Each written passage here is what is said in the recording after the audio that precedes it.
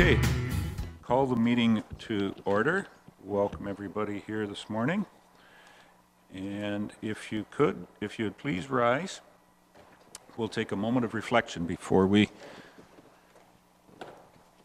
start our council meeting.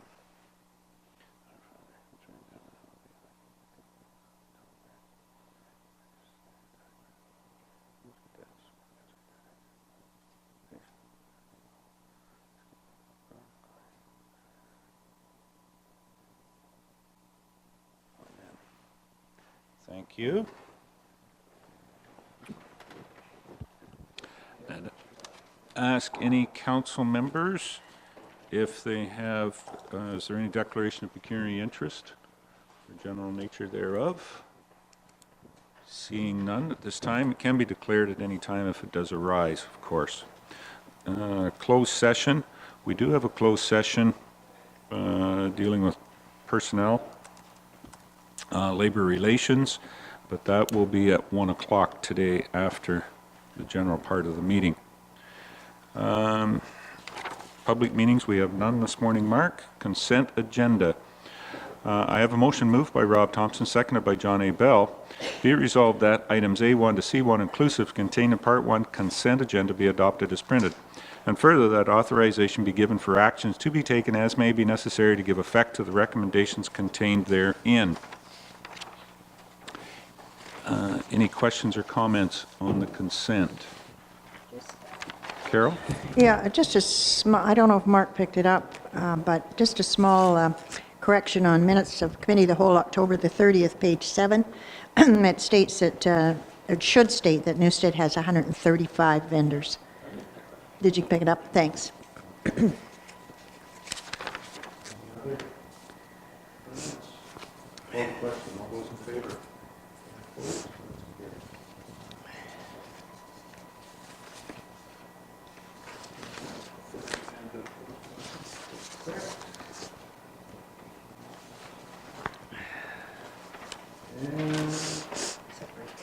Communications.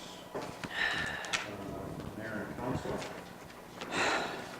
Sorry, communications from Mayor and Council. Yes, Adam, I've got it turned on now. We're good. Councillor Lawrence. Carol? I'd just like to report on a very successful craft show that the Newstead Recreation Committee held on Saturday. We had over 1,600 paid admission. It was, parking was an issue, I will say. But 135 vendors and over 1,600 admission paid, and probably, I don't know, 65, 70 kids. So there were a lot of people, but it was good. The vendors said, I have one here beside me actually, but the vendors said that was a good show for them. So. Okay. Anyone else have anything? I'd just like to report that, the Words Aloud Festival kicked off on Friday night. Had a very good crowd. The festival itself is in its 14th, just completed its 14th year. Our own resident Kirk Scott does the videoing, so if you want to be entertained, please go on to YouTube. The YouTube videos, they'll be posted up probably in a couple of weeks. Kirk will have those there, but very good. Using use of the art gallery, the library, town hall. They've expanded even beyond the boundaries of West Grey. They are doing slam poetry exhibitions. Started on Friday afternoon as well at in Owen Sound at the high school, and Grey Highlands as well. They were performing there as well too. So very good festival in our community, and glad to see that everybody has their poppy on this morning. I was able to got coerced by the poppy chairman from the Legion, so I spent a couple of hours at Tim Hortons on Saturday morning, and good to see everybody that was there and the support for our veterans, and as well as announcing that the Legion, November the 11th, obviously a week this coming Saturday, will be the ceremony at the Cenotaph. We'll be marching from the Legion to the Cenotaph for that, and then the Legion dinner will be, and I'm, Heather, looking whether there's still any tickets left or not. There is a few, okay. Confirmation that there still is a few tickets left for the dinner that the Legion puts on in memory of theirs. And I do have to apologize to anybody and everybody out there. A Holstein Remembrance Day was on Sunday, and I'm bad. I was invited to be there and said I was going to be there, and I missed it. I totally blew it. So I apologize to the organizers of the Holstein Remembrance Day service, Cenotaph service, and I hope you accept my apologies and that I can participate next year in that. But I have no excuse beyond if should have set the clocks, but no, I just blew it. So please accept my apologies for that. I'm getting to that point of a senior's moment. Thank you, Doug. Sure. Okay, we'll go with that one. Anything else, Carol? Just to mention the Lions, Newstead Lions, pork and kraut supper last night. Yes. I know you were there. Huge crowd again, lined up right along the one side of the arena. And when I'd just like to speak again about the craft show, and I want to give credit to Kathy Weber, who has taken over as coordinator of the show. It's a lot of work, a lot of organization, and she did a great job. Yes. Okay. Anything else? Nothing else then. We'll go on down to delegations. All right. And our first delegation this morning is Heather Wright from Friends of the Music, Vickers Park. Just wanted to take a moment this morning, Mr. Mayor and Council of West Do you want to use a microphone and? Bay. Yeah, Adam really appreciates it when you do that, Heather. Yeah, so you can either look at us or you can even be better and look at them. That's good right there. Mr. Mayor and Council of West Grey, just wanted to take a moment to thank you for your support for Music in the Park. The people really enjoy sitting in the park, listening to the music. It started in 2012, and each year we've been able to do a little bit by some picnic tables or benches or whatnot. So this year we have proceeds of $1,000 to donate for the use of the Parks Committee to use at their discretion, either for trails. We have a lot of people that come to music in the park that really want to see the trail project go, or to buy more benches, picnic tables, whatever. Anyway, thank you very much for letting us use the park, and our mandate will always be to provide a night's entertainment, mostly for seniors. We have a good number coming every week, and the musicians get half. The Parks Committee will be getting always the other half. That's the mandate, and people like sitting there. They also wanted me to express what a wonderful job the Parks Committee does. They really had it beautiful this year for Canada 150. It's beautiful every year, but the compliments we're getting are just amazing. So I want to express that thank you to the Parks Committee for that work they do. So, Well, thank you, and I'll come around. you want to come around? Just to say, too, I have a lineup of musicians, more than I think I can handle for next year. The musicians are really enjoying it, so we might have to extend it a little bit. Thanks, Heather. Anyway, Does that extend the dates or extend the hours? Well, I don't know what we'll do.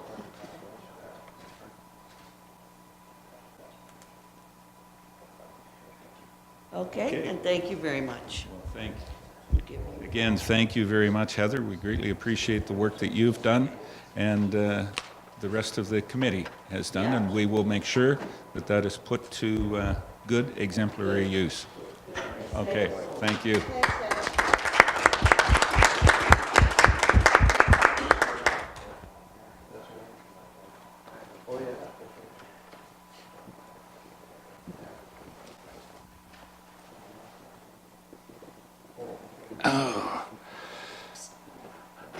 Bev? Comment. Ms. Just Cuddy. as a follow-up to that, thank you very much for that from the Parks Committee, but we have received a request to add a couple more benches because there have been so many people there, and so some of that money that was donated to Parks will go to, I believe it's 1 or 2 new benches to go in that Vickers Park area so that people enjoying the music can sit comfortably and do that. We did add a picnic table last year, but this year we're going to add a couple more benches, so money is well used. Thank you, Bev. Okay. Our second delegation this morning, Dale Aarons. Now you've got as you may notice, Dale, Heather had 5 minutes and she took 2.5. So I'm not, you can read into that what you want as being an educator. Dale, there's a gray button on the mic. Dale's When have you ever heard an educator go long? along with the proposal. Yeah, okay, fine, never mind. Dale's chair. Not to worry, not to worry. Dale's chair of the Elmwood Community Center Board, and I think he's here just to give us an update on the kitchen renovations. Dale? Floor is yours. Absolutely. Thanks for allowing me time. Yeah, it's been approximately 1 year as chairperson of the Elmwood Community Center Board. I'm also on the executive of the Chamber of Commerce, so some of my remarks might kind of jump back and forth. However, the primary reason that I'm here is an update on the kitchen project, and with some requests towards the end in terms of moving ahead with our project. To give you a bit of an update, actually I'll step backwards. The kitchen renovation project has been on the agenda probably for about 2 years now, when we first requested permission to move ahead with the project. The scope of the project has been changing a little bit. It started off as strictly a kitchen renovation, being that our existing kitchen is a 1967 kitchen, which is it's done in a number of different ways, and it needs to be updated. The estimated cost of a kitchen renovation would be somewhere in the $80,000 range, with updating items such as appliances, stove, dishwasher, a stand-up freezer, more efficient equipment would probably fit in around the $20,000. We looked at I'll call it a weather deterrent. If you've gone into the community center in the lower level, there's one door which sort of leads into the lower hall. And as Carol pointed out, when there are meetings at times and it's an east wind or a north wind, the cold air comes rushing straight through, and all the people that are trying to enjoy a banquet or a meeting or sitting around the door end up very, very cold. And that was to be approximately $6,000. And in addition, upon the request from some of our caterers, we were looking at an additional entrance to the kitchen, which would eliminate the need to walk through the dining hall in order to get to the kitchen. And that was going to come in at an estimated $28,000. And we've been doing some thinking about that, and we like the idea of the weather deterrent. The kitchen renovation and the updating of our appliances is essential. We're sort of backing off a little bit about a distinct entrance into the kitchen, in that it would have involved steps, and to spend money on any type of an entrance now that does not allow for full accessibility seems to be a waste of money. So we're stepping back from that. Financially, right now, we're getting close.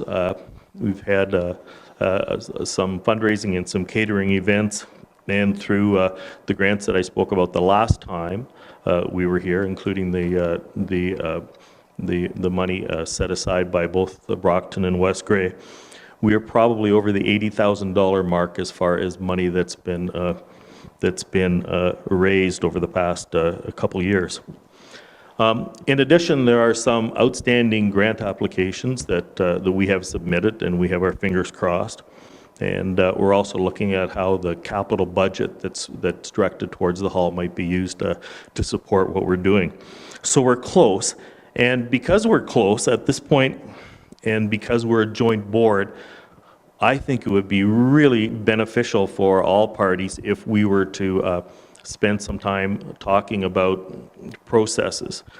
And I talked about last year about the capital purchasing process, because we do have moments at meetings where Carol says, well, this is how the West Grey policy reads, and Dean Lifeso, who's the Brockton representative of the board, will say, this is how the Brockton policy reads, and we're sort of stuck in limbo.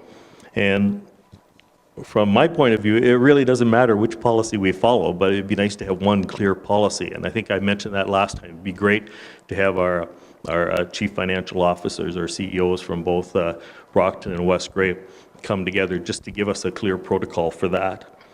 And looking ahead, I guess we had the same, I guess looking back over the summer, we had a similar situation come up in terms of a grant application.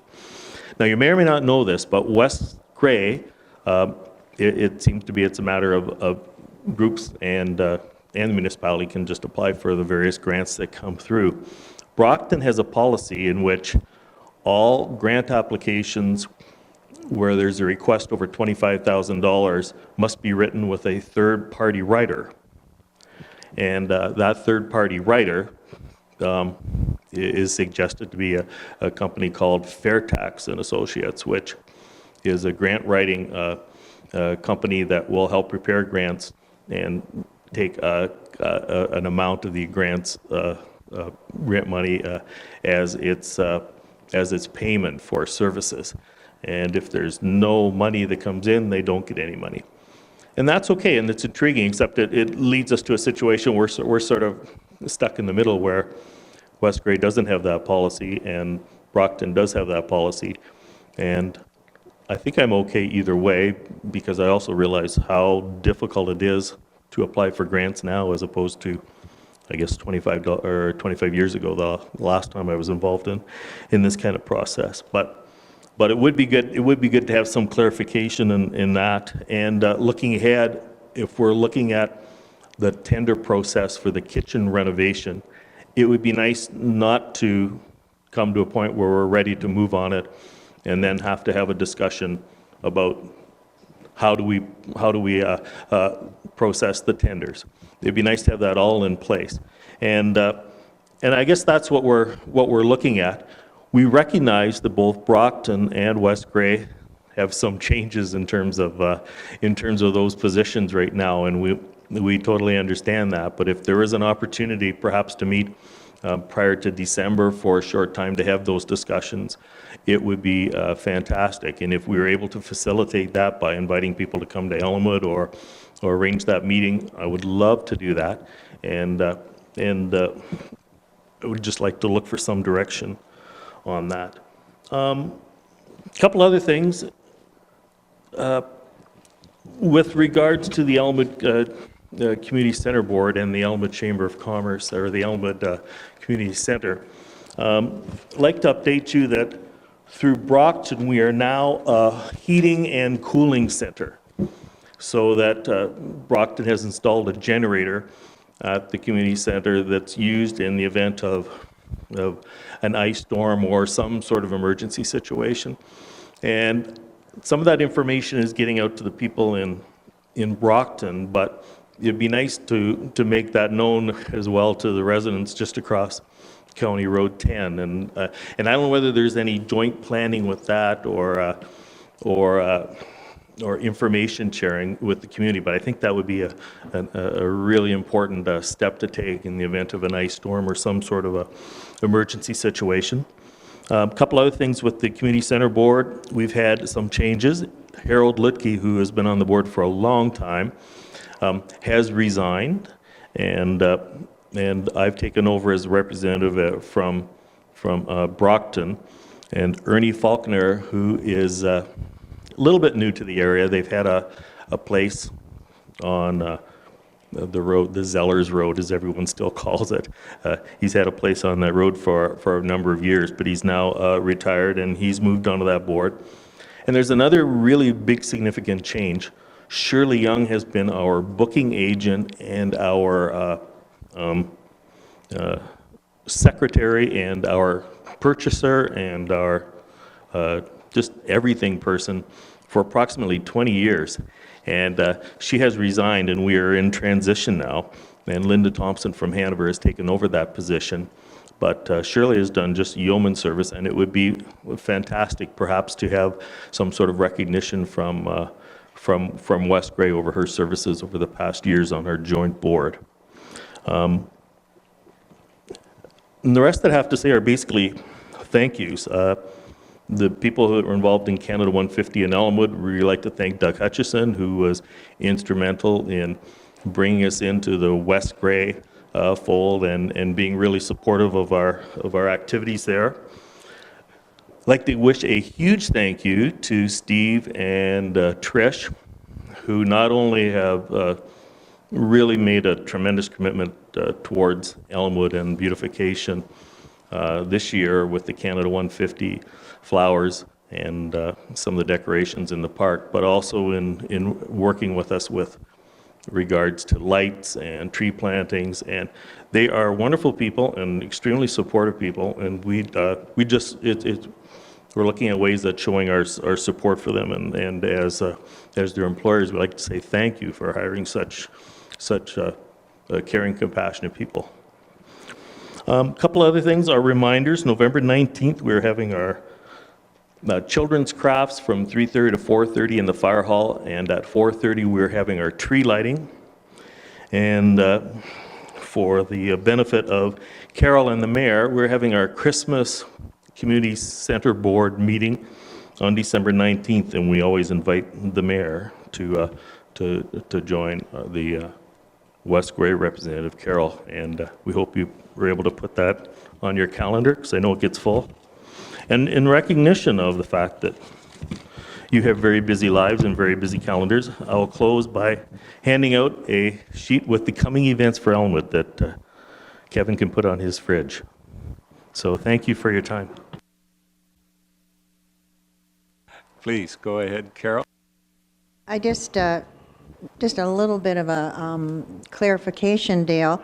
When you said fair tax takes a portion of the grant, no, they don't. We find the funds somewhere else to pay them. It's a it's a percentage, but they cannot take it from the grant money. And just a couple of, just for Dale's, I think you're probably aware, but Steve does not do the flowers in Elmwood and everywhere else as an employee. That is volunteer. He's totally, that's the whole Parks Committee, including Steve. That's all volunteer time. He's not paid for that.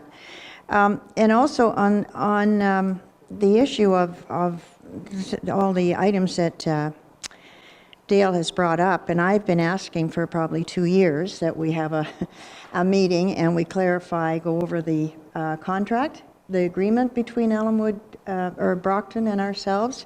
And I'm wondering, given the situation with the CIOs and so on, could our treasurer perhaps fill in and meet and get some of those, because she's the one that's got the knowledge anyway as far as the tendering and all that sort of thing, and get it in place before December? Well, that's what I was going to suggest to Dale, that somebody from Brockton, somebody, and a staff member from West Grey, probably Carrie, our finance director, sit down on those establishing bylaws.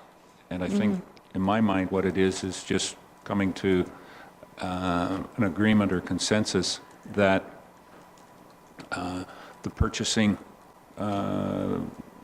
through the Elmwood Community Center be done in accordance with West Grey. I mean, just, you know, how you can come about, and that the grant writing, whatever, would be done through Brockton's policies and procedures. And I think that that's probably the best way, just to go down through it and incorporate that, because I don't believe that it is, from sitting on the community center board. I think the last time that establishing bylaw was reviewed was, and I know it was done by Harold Lutke, and that's when I was on the board. It was a long time ago. It's just when I came on, which is, I don't know, that Same. must be 8 years ago. Yeah, I was going to say, well, it was when I became mayor that, yeah.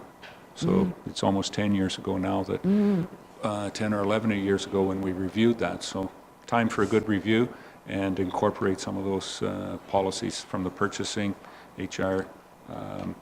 And then the other factor is, you know, through our joint library, maybe the individuals on the West Grey side would be able to know about the warming center or the emergency center that Brockton has set up. So we'll figure out a way of communicating that as well too.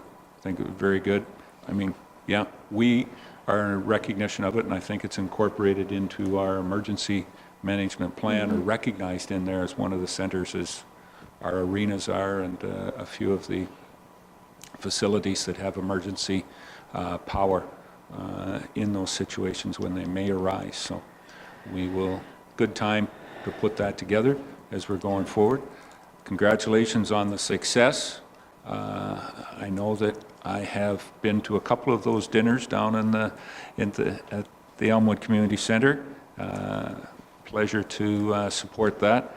And as I said again, congratulations on getting close to meeting the goal. And I know it won't take too much longer with the community support that is very evident up in the Elmwood area. So again, congratulations, and we look forward, get staff on that to be able to pull it together with Brockton in the near future of getting that done, as Carol says, before Christmas. I have just one more thing, and that is, we probably need an agreement, within that agreement maybe, as far as the warming center being used by West Grey. Like previous to Brockton putting that portable in, it was wired, the building was made possible, and we had our portable generator there, and that recognized. was to be used in case of, you know, an emergency like that. Now there is a permanent one there, but we Yeah. probably need some kind of an agreement around that. Yep. Or just not an agreement, an understanding. Just an understanding, MOU. Bev? Yeah, I would just like to say that we'd like to, the Parks Committee, which I'm a member, would like very much to thank the people of Elmwood also.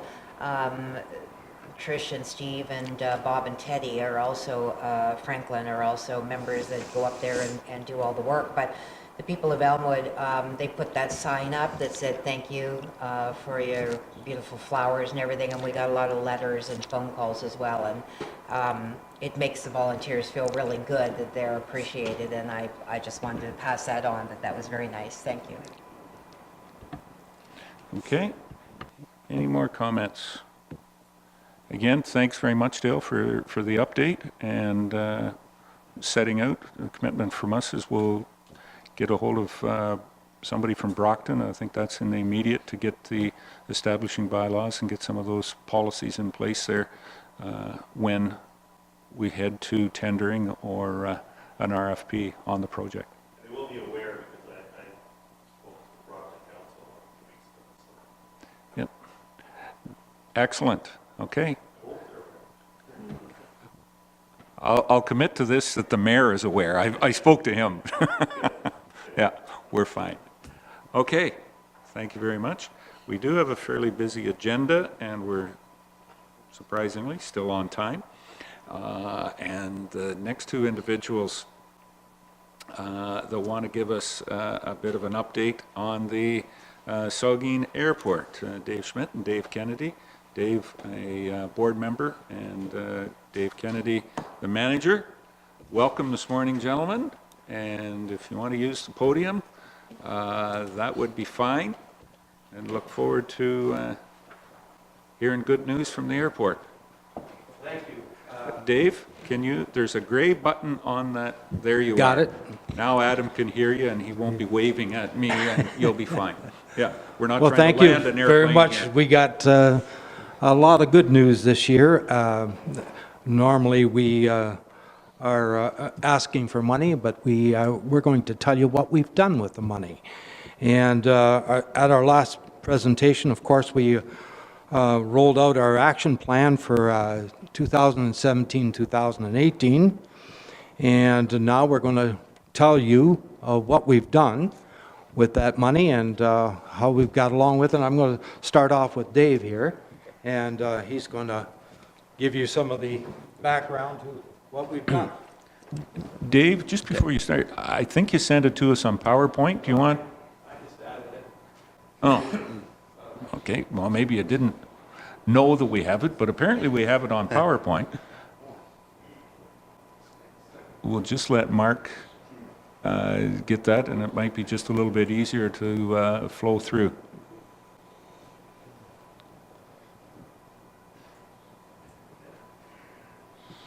We need that warming center in Elmwood to get this projector up and going. It's coming there. Oh, there we go. Good morning, everyone. Those Thank you. lights. Okay. Okay. As you can see from the board there, those were the items we had on the list last year, and the contribution totaling from the three municipalities of $32,000. Our current expenditure so far is at $21,000, and with $10,000 left, we have two small projects to finish, being the water line project and some of the work in the manager's office.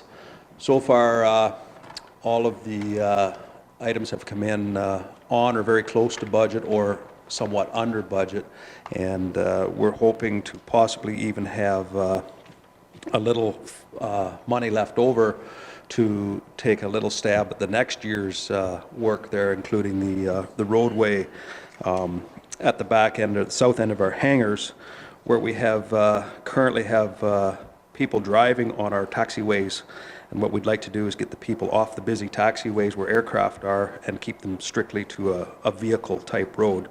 So if everything continues to work out as well as it has, we would probably have enough money left to do that road, which would relieve looking for funds in the future to do that.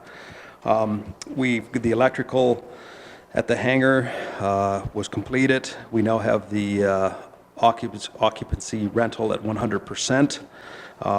We've replaced the lawnmower. We've repainted all the lines and the compass rose, taxiway lines and runway lines. We've removed the trees from both ends of the runways, and we now also have a new flight training center there, Future Air, with 3 instructors teaching young pilots and recurrency pilots.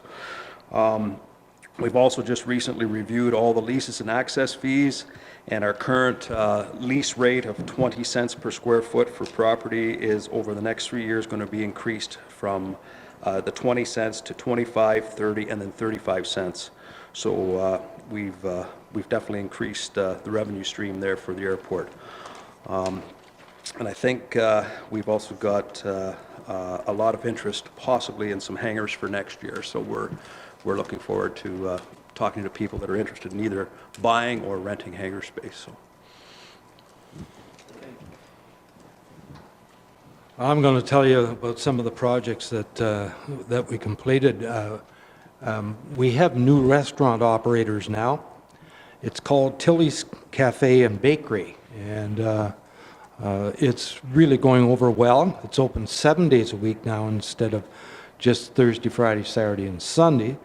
And it's been very busy on weekends, increasing in popularity. Of course, they are big in social media, and simply because the cost of newspaper ads has gone up so drastic that you can barely afford a half-decent ad in the paper anymore. So people are coming from local areas as well as pilots, and they if you go out there, you can have, well, they had chocolate eclairs yesterday and cheese bread. All their breads are made right there at the airport now, and it's really good. If you haven't tried it, you should try it. You'll be impressed. We budgeted $1,200, if you remember, you probably don't, but to put in new countertops in the kitchen. It turned out when we started looking at it that 25 feet of the cupboards that were in there, they were just particle board and falling apart, and they had to be replaced. So we replaced them, as well as some walls, the sinks, plumbing, and even some sinks were donated. Through the generosity of all our volunteers, we built 25 feet of new cupboards, replaced an entire wall, installed new sinks, taps, plumbing, and countertops, and gave the kitchen a fresh coat of paint. And we did all that for $1,800. And so it's really a credit to all the people out there that have a very big interest in the airport. Some of the downside of that was in July, our electric hot water heaters, we had 2 of them. One of them didn't work for years, and the other one finally gave up.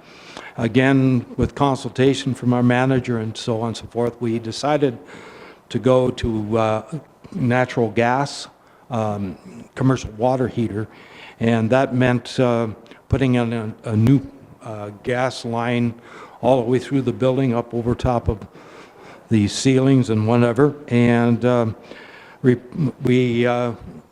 through volunteer help again, got that done at a reasonable cost. We also had some bad luck with our pumps that for our septic system. They were 24 years old. One of them never worked for years, and the other one gave up. It was something we had to do right away. So those were 2 major repairs that we had not planned for, but as we said, we through the volunteers, we did very well on that, and we still have the 2 projects that David mentioned with the water line back to the hangars, and that is going to start this week, I believe, or next week. And we are leaving the last project that we had promised to do was the insul seals in the manager's office that point southwest have been gone for probably 10 years or more, and we want to replace them. And the floor, it was rug, and you can't even tell it's rug anymore. So we're going to try and get those done with the money. As Dave said, we want to plan for the access road back to the hangars. That's a very important thing. So we're hoping to get those projects done before the end of the year. And so that's what we call good news, and I think Dave has some other good news too.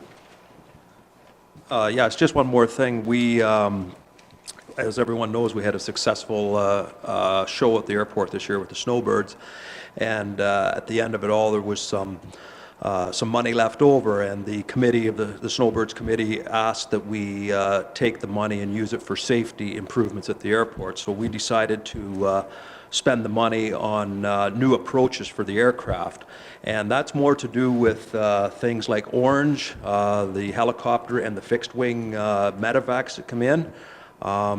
They use our approach systems to come in from as far away as Harriston in poor weather conditions. They use that approach to navigate to the airport, and what they do when they're coming in from the south, they will drop out of the poor weather conditions, and then they get visual to highway number 4, and then they break away and they will use highway 4 to visually navigate to the hospitals in Walkerton, Hanover, and even up to Durham if they have to for the heliport. Or they can land at the airport and have an ambulance bring the patient there.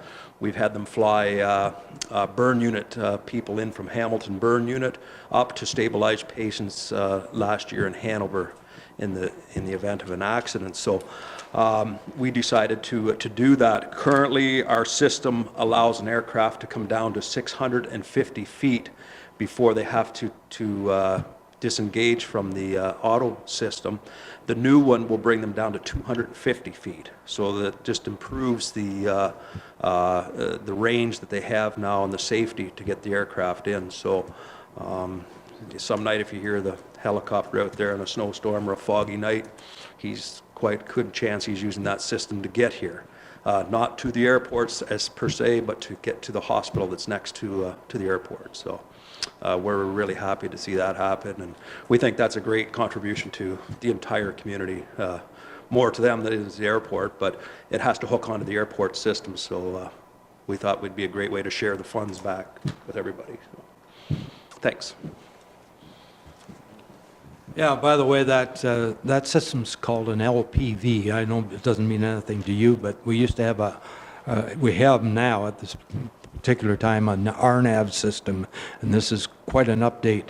And the expense of that is due to the Jeppesen guides and let airports know, and of course the infrastructure to get to the satellites. So if there's any other questions that you'd like to ask, we'll try and answer them for you. But that mainly is what we came to inform you about.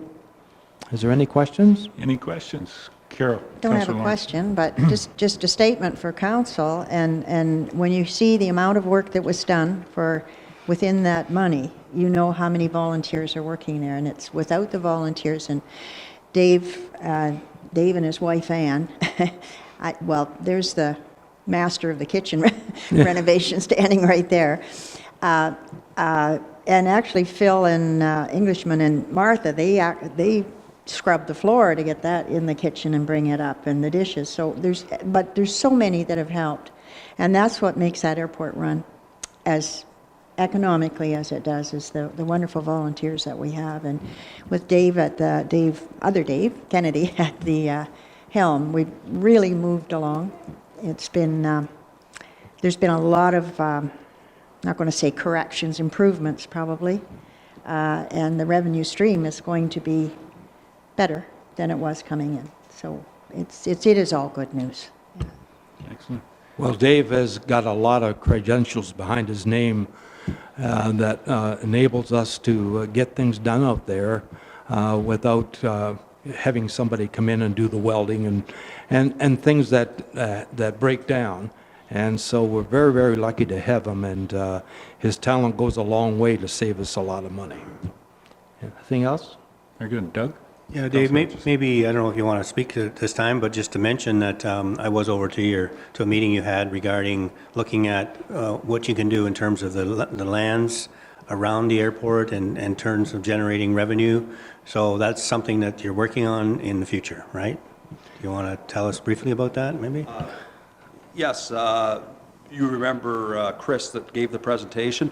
I spoke to him last week, and he's going to be giving me a couple of written quotes on what it would cost for us to investigate that, and they will reach out to as far away as 100 kilometers around the airport and see what type of business or activities that the airport could be utilized for, and is to point out to those businesses such as paint shops or engine shops and maintenance shops at Kitchener, London, or some of those airports that are close enough actually to possibly set up a business in the airport as a group or as a park.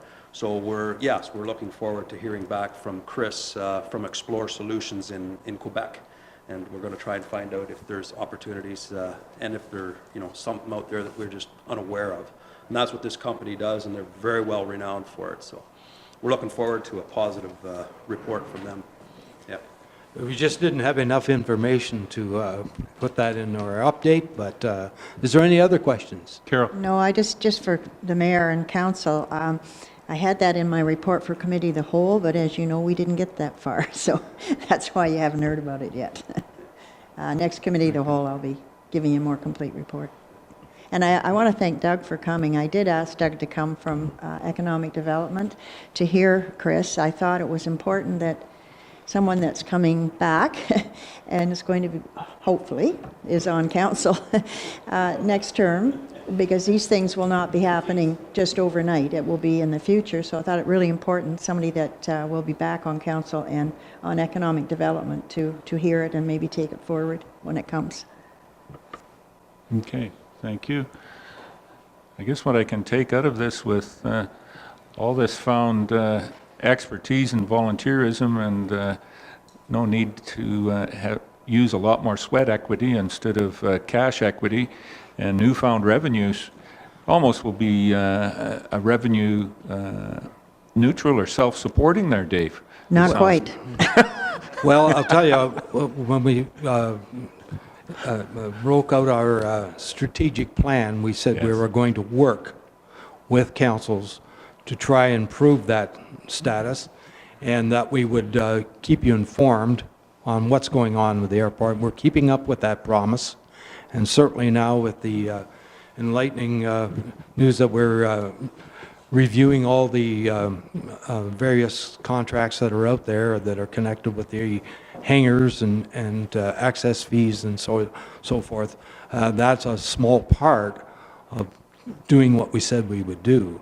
And we will continue to do that. But as you know, the building and the infrastructure out there is 24 years old. And at some point or other, we are going to have to update some of the infrastructure. We do now have a great tractor that took care of their snow plow and all that sort of thing, and it's worked out well. And certainly we can do it a lot faster than we to clear the runways a lot faster than we used to. And so things are moving ahead, but you know, as the wheels go slowly. And we'll try our very best to have a good report next year. Look forward to it, and I give a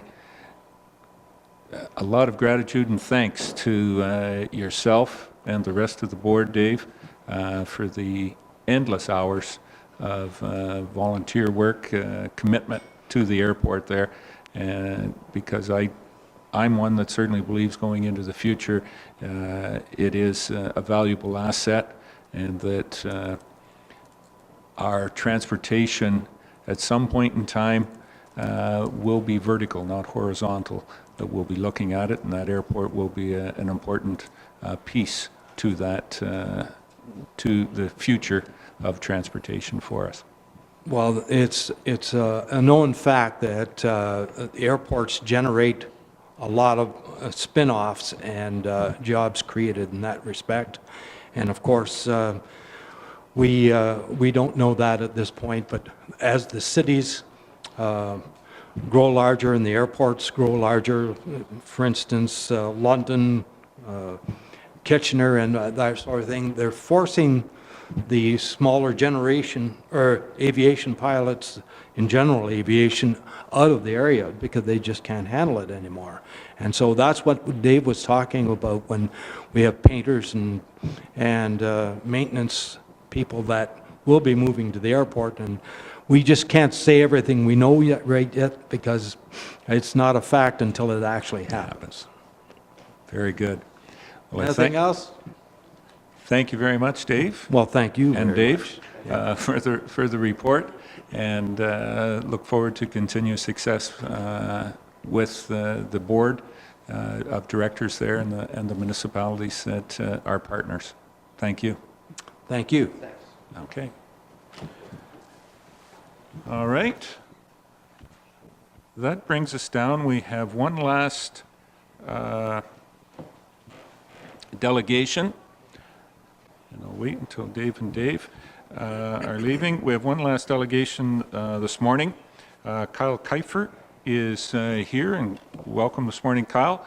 And you want to have a request on a garden suite. So I'll turn the floor over to you, or do you have yourself to present, or any of the other individuals?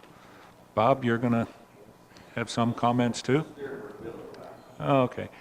Kyle, there's a gray button on the, and hit that, and you'll be ready to go. There Yeah, you are. hi, I'm You're live. just here to see if I could request a extension on time to move the garden suite. I've decided that I don't want to move it into my property because it's going to cost quite a bit of money to move it there.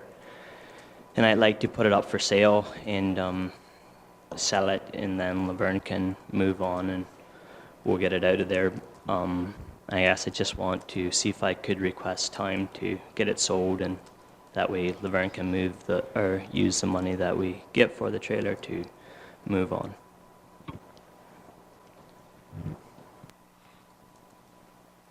That's the ask. Any other? That's it? So if I could, you were asking, is this 30 days or 6 months or? Well, I'd like to, I don't know, I guess as long as it would be possible. I'd like to sell it before, so that way I don't have to move it twice, like move it into my yard or something like that. It's just, I'd rather sell it and get the money for it so Laverne can move on. And I don't know how long it would take. I guess I can't say how long. Preferably like 6 months maybe. I don't know. I'm just guessing how long it's going to take to sell it, but I will advertise it really heavy. I called Clark's mobile homes, and they want me to send pictures to them, and they're going to give me a price for it and that. So, and there might be some other people I know of that might be willing to check into it. So, Okay. Thoughts, comments? Rebecca, Councillor Herget? Is the property going to be occupied while it is listed for sale? like the trailer is occupied, yes. And it will be continuing to be occupied while it's for sale? Correct, yes. Okay, and can I ask our clerk maybe for an update of this? The timeline was that we granted permission and then you were going to move it, and as of yet, it has not been moved, right? That's why you're asking us for an extension. What, first off, when was it to have been moved by? And then what type of an extension are you looking for? Well, a temporary use zoning bylaw was passed, which required the garden suite to be moved to your cluster of your home and your outbuildings. And that was basically the requirement of the bylaw. However, council did give you the opportunity to move it by October 12th. And that was certainly communicated early in the process to you. And I guess you're now before council because it's still there and you wish to sell it. So I guess it's at council's direction or decision to make now. Discretion. Okay. Sorry, what was the extension you were asking for? What timeline are you asking for the extension? I would prefer 6 months, sometime till the spring. I'm not sure how I could, if it snows a lot or whatever, to move the trailer out of there could be difficult. But I guess it's depends how soon the buyer would want it. It could be moved sooner than that, probably. Okay. Rob, Councillor Thompson? Yeah, just if you don't mind, it's hooked up to hydro. You put the hydro system in there, so it's just a matter of disconnecting the hydro. What about sewers? No septic, no. So just hydro hookup. So it's obviously okay. Is it a well? You use the mic there. Thanks. Yeah, no, it's a line that comes from my house. Okay. So, yeah. All right. But when you first came to council, the date was set for October 12th. We're almost a month later, and it's still sitting there. Me personally, no, I'm not willing to give you an extension on it. I think it has to be moved. If you're going to sell it, you'll have to take it out of there and put it on your yard to sell it. Extension's gone far enough, and it's not something that people want to look at. So I think it should be removed. Okay. Anything further?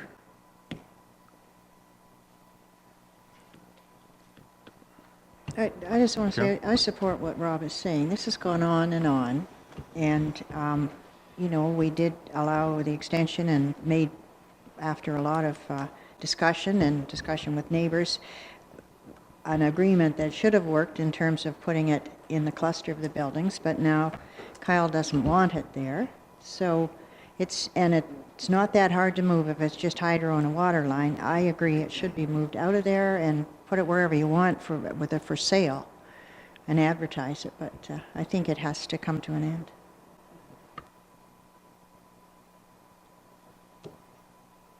Any other comments? Mark?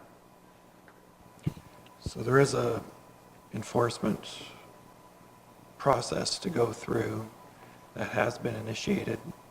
So I gather will continue if council is not supportive of Mr. Keffer's request. But it will take some time, depending on the Mr. Keffer's willingness to comply. But the enforcement process does take some time. Rob?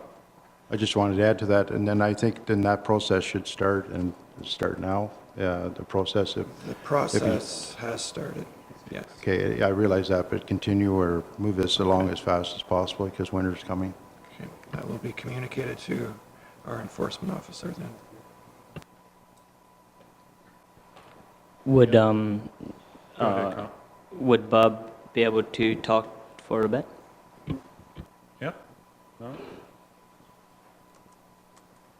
Yeah, when Kyle first came to me, I think it was an awful lot of misunderstanding when this trailer went in. He apparently just asked to put a trailer in. What I'm looking at is he did ask permission in the first place. It was a misinterpretation of what a trailer was, just miscommunication on that totally at the start. I know you don't like the mobile homes there. I lived in one too. They're not the greatest, but you know, they work. I think what is left here is Kyle has tried to work within the system. He hasn't got back within the timelines. I do realize that. But it also was, Laverne is going to be helping there, so it does go into the Farming and Food Production Protection Act a little bit as far as farm help goes. I'm not sure if there's any room to maneuver on this or not, but I do know where he's coming from, and it was a miscommunication, and I wonder if that can play any part in it. Yes, Rob. Just, if I may, I don't know where the miscommunication you refer to, it's a 1960 model trailer that's there? That's what you had mentioned, or someone had mentioned in 1960 at the time, so I don't see where's the miscommunications there, sir? The miscommunication was Kyle did come to the municipality to see about putting a trailer in. The miscommunication was between a trailer and a mobile home.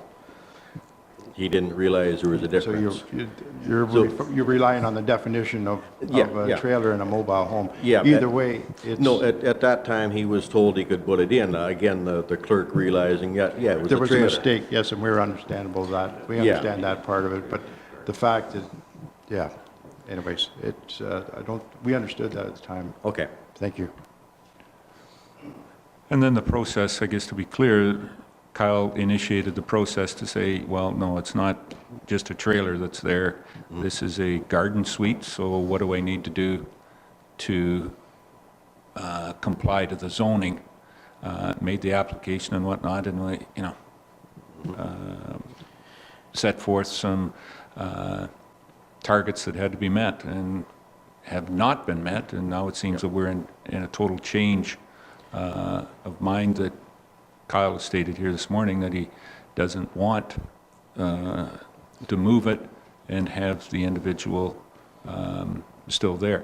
Whether it's agricultural labor or assistance under the garden suite process, the placement has to be in compliance with the municipal zoning bylaws and planning regulations. So, being Kyle's going to move it, it's not, I guess, going to be a big deal as whether it's in the right place now or not. That was when I first heard about it, or when he came to me, you know, what can be worked out, but if it's gonna be moved now, it's gonna be moved, but, it is a bad time of year too, just to try and get it sold on, you know, just a certain amount of time. Guess asking for a little bit more time might help a little bit, I don't know. So I'm hearing that, Kyle, you're under the understanding, and I guess I might as well look right at Kyle, you want to move it? Because a few minutes ago it was, I'm going to leave it there for 6 months, have the individual that's still in it live in it for 6 months until it gets sold. Don't, Bob, No. there's no confusion here. You just said that Kyle's going to move it, but Kyle told me he wants to leave it for 6 months or Sorry. until it gets sold. My poor choice of words, by moving it, I mean I put it on the market, so just to sell it, is what Kyle had said, yeah. But yeah, he is looking for a little bit more time to be able to move instead of just 30 days type thing.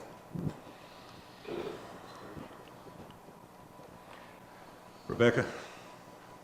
I feel that this was a decision that, as Carol mentioned, came after lots of thought, input from neighbors, so on. There was a bit of miscommunication at the beginning. However, when it came to the zoning application, our committee was very clear about the timeline in which to move it into the cluster. That time has come and gone, and I would not be supportive of an extension on this project.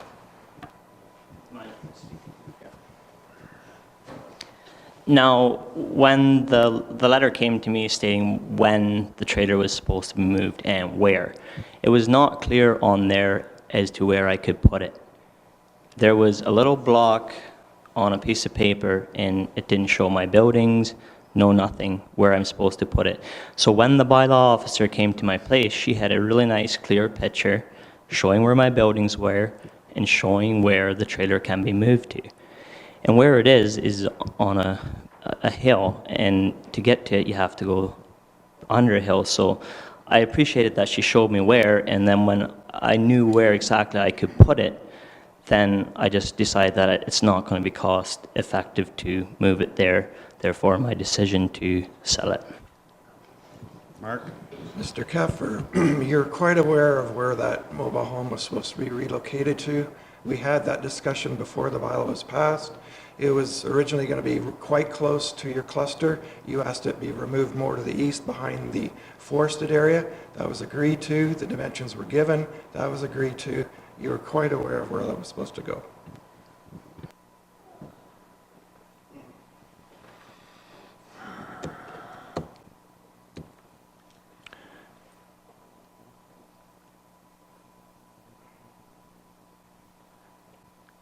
Kyle, you're looking for a motion to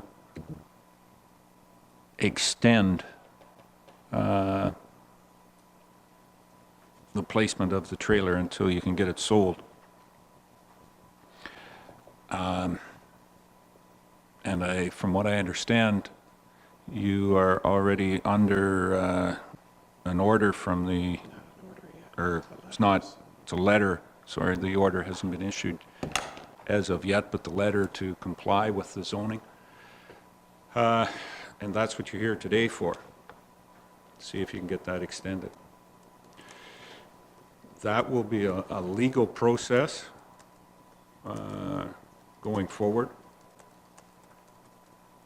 I don't know, my reading of council is that there is no appetite at this point in time for an extension. Time was granted, and for whatever reasons, you were not able to comply with those directions.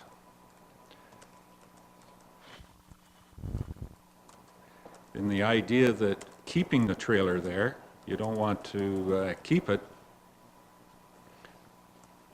but in the 6 months of what you requested is you want to be able to keep using it for another 6 months in that.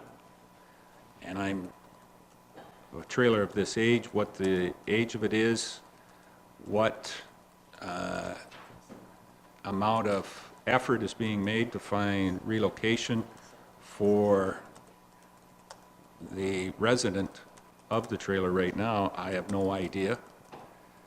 My fear is that in 6 months, we'll still be sitting here and we'll be back and be in the same place as what we are right now, if there's nobody, with the trailer sitting there and somebody still living in it, in complete contravention of the bylaw and the zoning.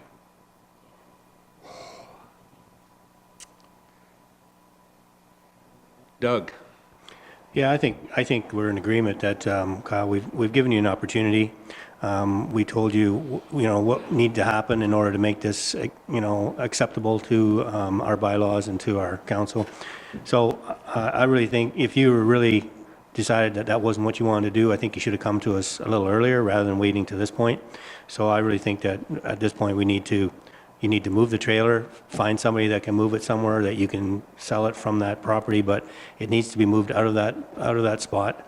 And if you, whether put it on your property or whether you take it to some place that sells mobile homes, that's up to you, but I think it needs to come out of there, and it can come out of there as soon as possible to meet the needs of our bylaws.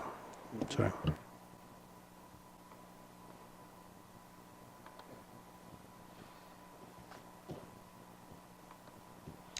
I want to give that as direction, but I guess this is the whole factor. What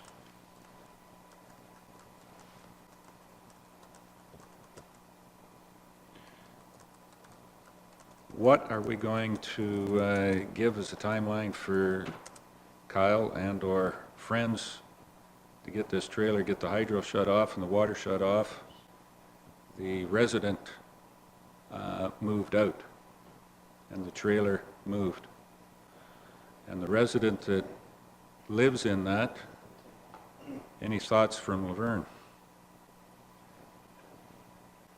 Well, basically, you don't want to find it off the street. I went laid off a couple weeks. Right now, my rent is going toward the cost of having to put that trailer in there in the first place. So I don't know what that costs, plus I'm going to have to find a place to rent it. It'd be, the trailer is not as old as that city is. It's a 2009. And I'm just, in my situation, I'm just being honest with you guys, like, if we can make a definite deadline for the spring sometime, that we have to be out for sure, no questions asked. It should make me and my wife's life a lot easier to get to this winter. We're prepared, we've got the wood there, and we're pretty well set up for winter, but if we gotta move, yeah, it's gonna be tough, but I'm not, I guess I'm just asking for a little bit of compassion on my end, that's all. Thank you. Carol, and then Rob. Well, excuse me, I just think Laverne's plea should not come to us, it should be coming to Kyle. I mean, the answer to this is for Kyle to comply with the bylaw, which is to move the trailer into the cluster of his buildings. Then you've got a place to live. That's the man you need to be talking to. Rob? I was just going to suggest today's November the 6th, and we give them 2 weeks to have it removed.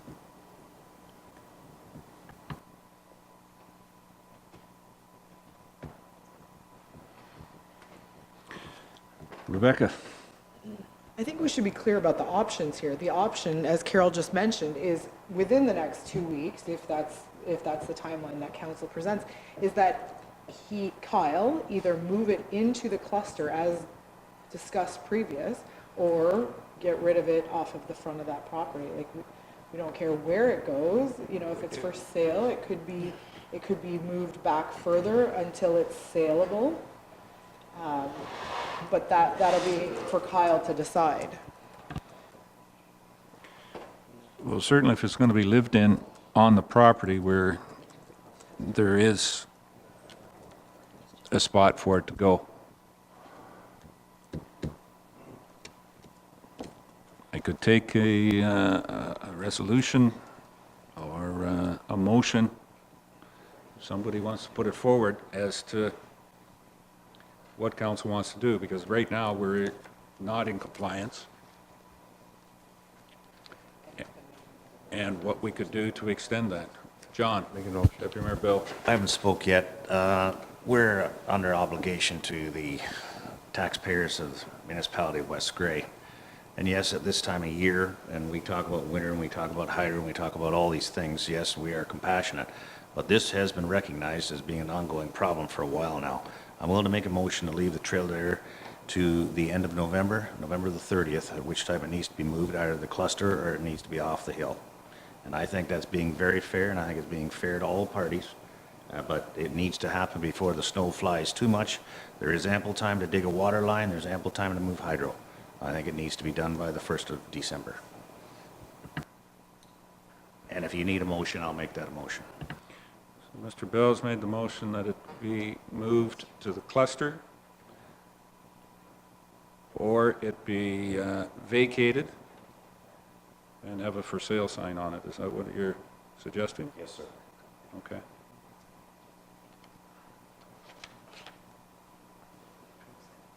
Deputy Mayor Bell's moved that. Seconder, Doug? Okay.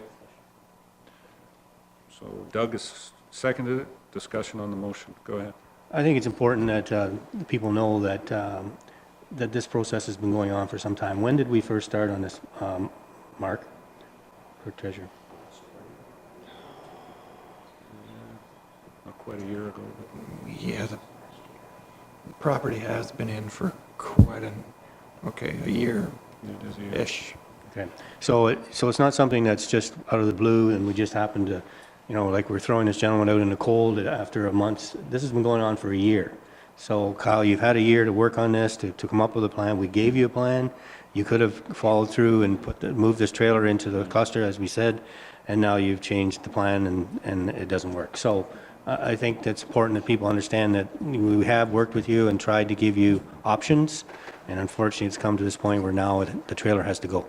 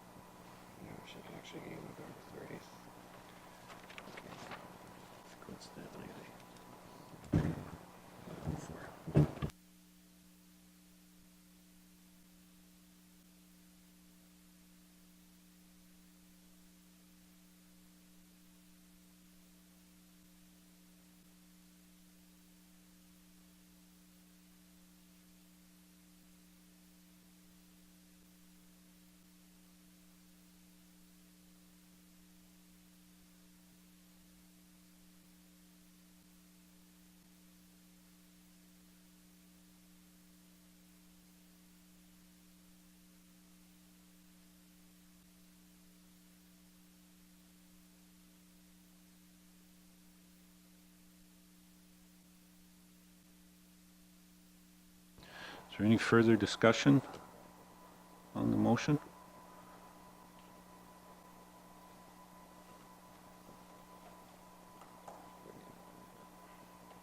There's one question to Kyle. You were looking for 6 months. Council's basically given you 3 weeks. 3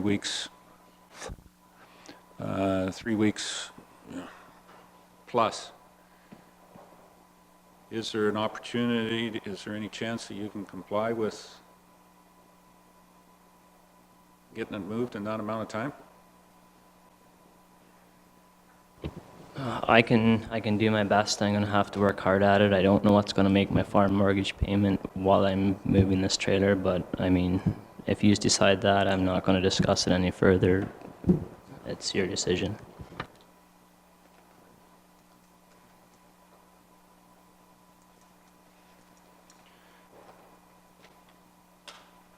I guess there's the one thing that I could say. I understand that the wood's probably already behind where it was supposed to go anyways. I'm imagining that. I can't imagine that Laverne has piled all his wood up where the trailer is right now, knowing that it was going to be moved, so that wood is probably in the area where the trailer was supposed to go in the first place, so you won't have to move it again.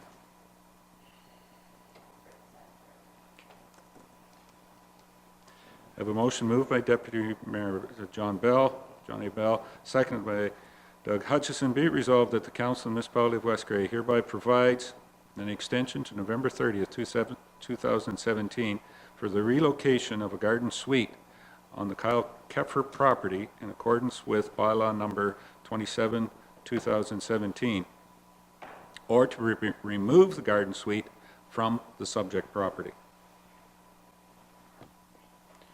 Any further questions on the motion? Rebecca, Councillor Herger. Can we add into that no further extensions would be granted? As Doug has mentioned, this has been ongoing. We all know it's been ongoing. We've provided opportunities. It needs to be finished up.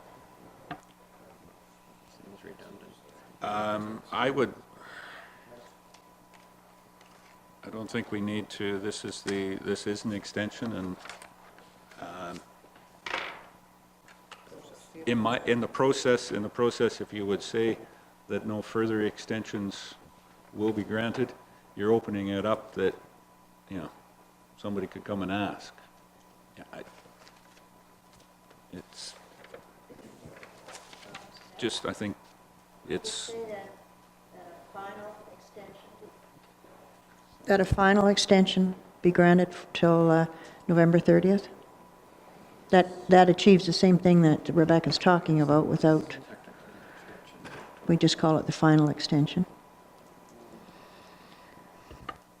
Mover and seconder fine as that being I take it you're looking at that as a friendly amendment, just to say final? In there, instead of an extension, just a final extension? My only question is, have we given any extensions? Yes. Yeah, technically, we've given it to October the 12th. Okay. Okay, we'll make that as a friendly. Final extension to November 30th, 2017. Any further conversation, discussion? Call the question. All those in favor? Any opposed? That is carried. All right, Kyle. Council has spoken that they've been able to give you an extension to November 30th, but at that point in time, we expect to see the trailer being moved, or process will go more to a legal matter that I don't think this side wants, and I'm speaking probably for yourself, that you probably aren't interested in getting involved in either, so. Okay? Thank you very much. Does council want to take just a 2-minute break for... I'm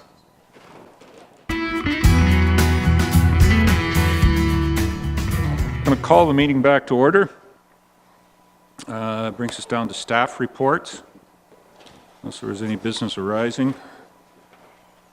Seeing none, then we're down to staff reports and finance. And the first one that I believe, oh gosh, I'm on the wrong one. What page are you on there, Carrie? 30.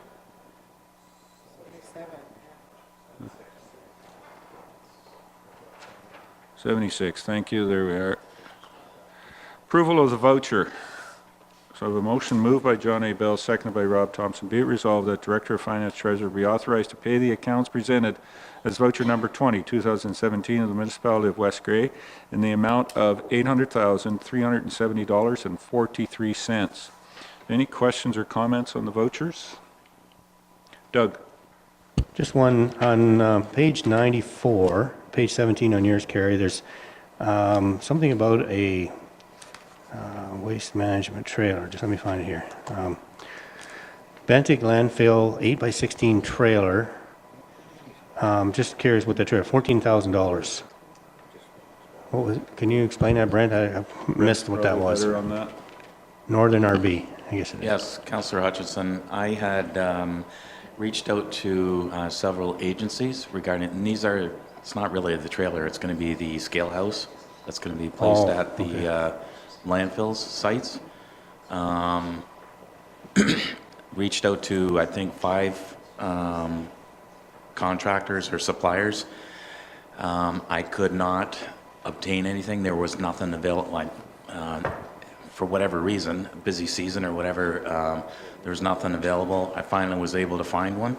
I'm waiting on, that was for the purchase of a new one. I'm waiting on a used one that is currently from the same company that's currently out on rent because of the teacher strike. It's about $3,000 cheaper. I want to take advantage of the reduction in cost, but that's what those trailers are for, one for Bennick, one for Durham. So that'll go alongside the scale sort of thing, so it'll be like an office Yep. sort of thing? And it'll be the Okay. computer, where the Yeah. computer and things are stored. Yep. Okay, so we won't be using the little gatehouse sort of thing that we have there now? No? No. Okay. No. Okay. No, because the trailers have to be big enough to allow, for security reasons to, there'll be bars and things on the windows, but big enough to allow the patrons to come in to pay their fees and things like that. Yeah, okay. Okay, thank you. I just wasn't sure what that was, but thank you. Okay. Any other questions on the accounts? Seeing none, I'll call the question then. All those in favor? Any opposed? That's carried. All right. Carrie, the next one is there any conversation or update on the Coca-Cola contract bylaw? It is on the bylaws for today. And there was some questions at Committee of the Whole. And we've had some discussion at the last council meeting when this was here. Any comments? Councillor Lawrence? Well, I guess Carrie and Tom, in a further discussion after Tom doing some, exploratory conversations, I think he feels now that he wants to go ahead with the contract. Am I right? I would like to suggest that it be a 3-year only, not a 5. And also, Carrie, that third page that's not a part of our bylaw, but was in the first one you gave us, it's Champion Plus Agreement Appendix, and it does mention here the second category is energy drinks. I have one other question in it, though, Mr. Mayor. It says in it that it has to be kept confidential, and I would like that clause taken out because this is public money and it's an open session. There's a clause in here that says, "We agree to keep the terms of this agreement confidential and will not disclose such terms to any party without the written consent of CCRC." I don't believe that should be in there. It's public money, it's taxpayers' money that pays these bills. I think that clause should come out. And I'd also like to see a clause in there that says no, right, although we've got the energy drinks stroked out, I'd like part of the contract there to say no energy drinks to be supplied to our facilities, because we don't allow the energy drinks like Red Bull and that kind of stuff. Hockey teams, if they bring them in, they're bringing them in themselves. We have no control over that, but we are not supplying energy drinks there for kids. But I would like to see that as a clause in there rather, or in addition to the energy drinks being stroked out.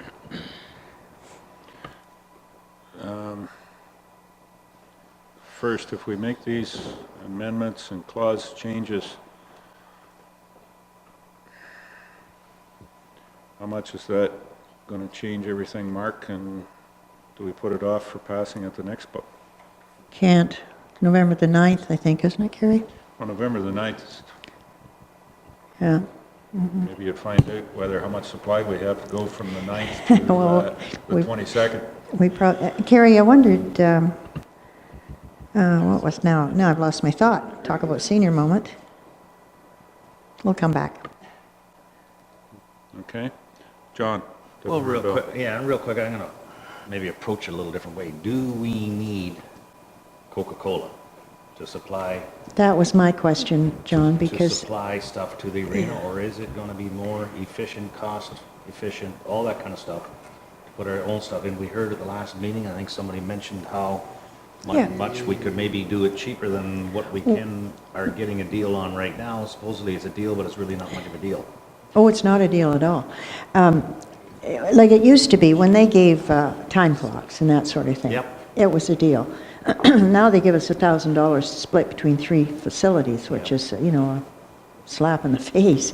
But that's what Tom was looking at, though, to see if there was, if it could be delivered, and Granny's would deliver to Ayton and Newstead, like pop. The other thought is like Steve Lawrence, for instance, at Ayton, taking over the vending machine. And he would do that through Coke. I talked to him Saturday, and he'd be quite agreeable to paying extra for the, for the hydro that they would use, and that was another thought. So whether that, I don't know. What was Tom's reason actually that he thought we should go with the contract rather than having it delivered? If we don't have the contract, the vending machines and the cocoa. Carrie, you better use your mic, please. Any cocoa and coolers or vending machines will be removed if we do not have a contract. Pepsi doesn't, it's not interested the last time. And the guys then, Granny's will deliver, Durham will not, will leave the Durham facility. Mileage will be even more, running back and forth to the grocery store to get their pop. But Tom said that Coke would deliver even without a contract, like Coke would the deliver 2 to the Durham arena, yeah. For the 2 liter, yeah. Yeah, for the 2 liter. Like, and if the vending machines were taken out, they can be rented, not necessarily from Coke, but you can rent vending machines. So again, if the 2 people that run the canteens wanted to rent a vending machine and keep it filled, they could, and they would have to pay us, for hydro. Nominal fee. Yeah, a nominal fee, but Currently, it's a revenue source for our arenas. It's small, but it is a revenue source for the arenas. very small, though. It's not, we don't make very much. A few $1,000s. Yeah. It's a few $1,000s. Is there anything about, if I might, Mr. Mayor, is there anything about the time clock? I think it says Coca-Cola on it, doesn't it? Is there anything in that agreement about the clock or not? I don't think so. That was a gift or a bonus or whatever you want to call it, and like many years ago. But and as they say, it was worthwhile then when they, or a substantial amount of money. But like we're talking $333 per facility. And we have to reach a certain point before we get any kind of a rebate. Yes. I know Steve Lawrence pointed it out, and you mentioned it, Mr. Mayor, but he was telling me on Saturday, and it cost him almost double, like what he'd have to pay in a store for Coke. He said he doesn't mind buying Coke products, but he could buy them in a store for about half the price that it's costing him on the contract. So therefore, there's not much of a deal. That's my point. What my thought was, did we take, in the contract, does it take Normanby, Normanby, Ayton Arena out? Newstead. Or Newstead, sorry, Newstead, yeah. Newstead, yeah. Out of the lobby? Yeah, okay. And also, I was going to say, I don't know about Durham, Get you in but here soon, Doug. when we did the arena, I'm sure we bought the cooler that's in the bar. It wasn't from Coke. And the same at Newstead, so I don't know what we're talking about there. Yeah, Tom said Vending machines, yes. vending machines and coolers, Tom said that. Well, I don't know what coolers he's meaning because they were purchased for both of those bars. And the other ones belong to Repeating the... what he told me. Yeah, the other ones at Newstead, all those ones, those are the Lions. They belong to the Lions, so... Yeah. Like, the ones along the board. Yep. Okay, Doug.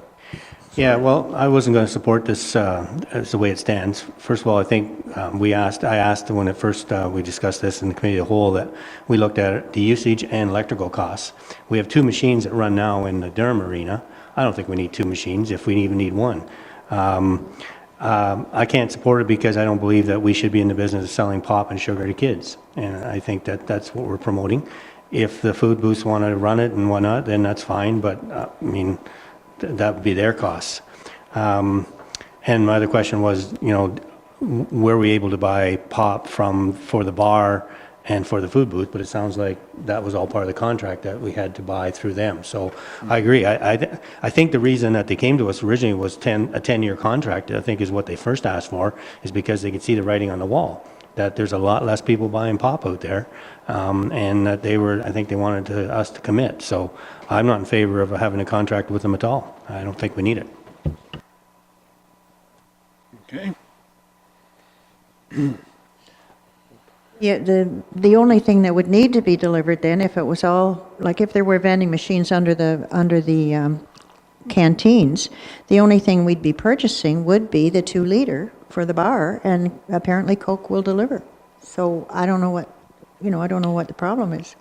Well, they'll deliver and apparently deliver at the same price or somewhere there, negotiate a price off the truck, same as it would be when they deliver to Max or Becker's or Foodland or Independent, any of their other retail distribution points, any of the restaurants.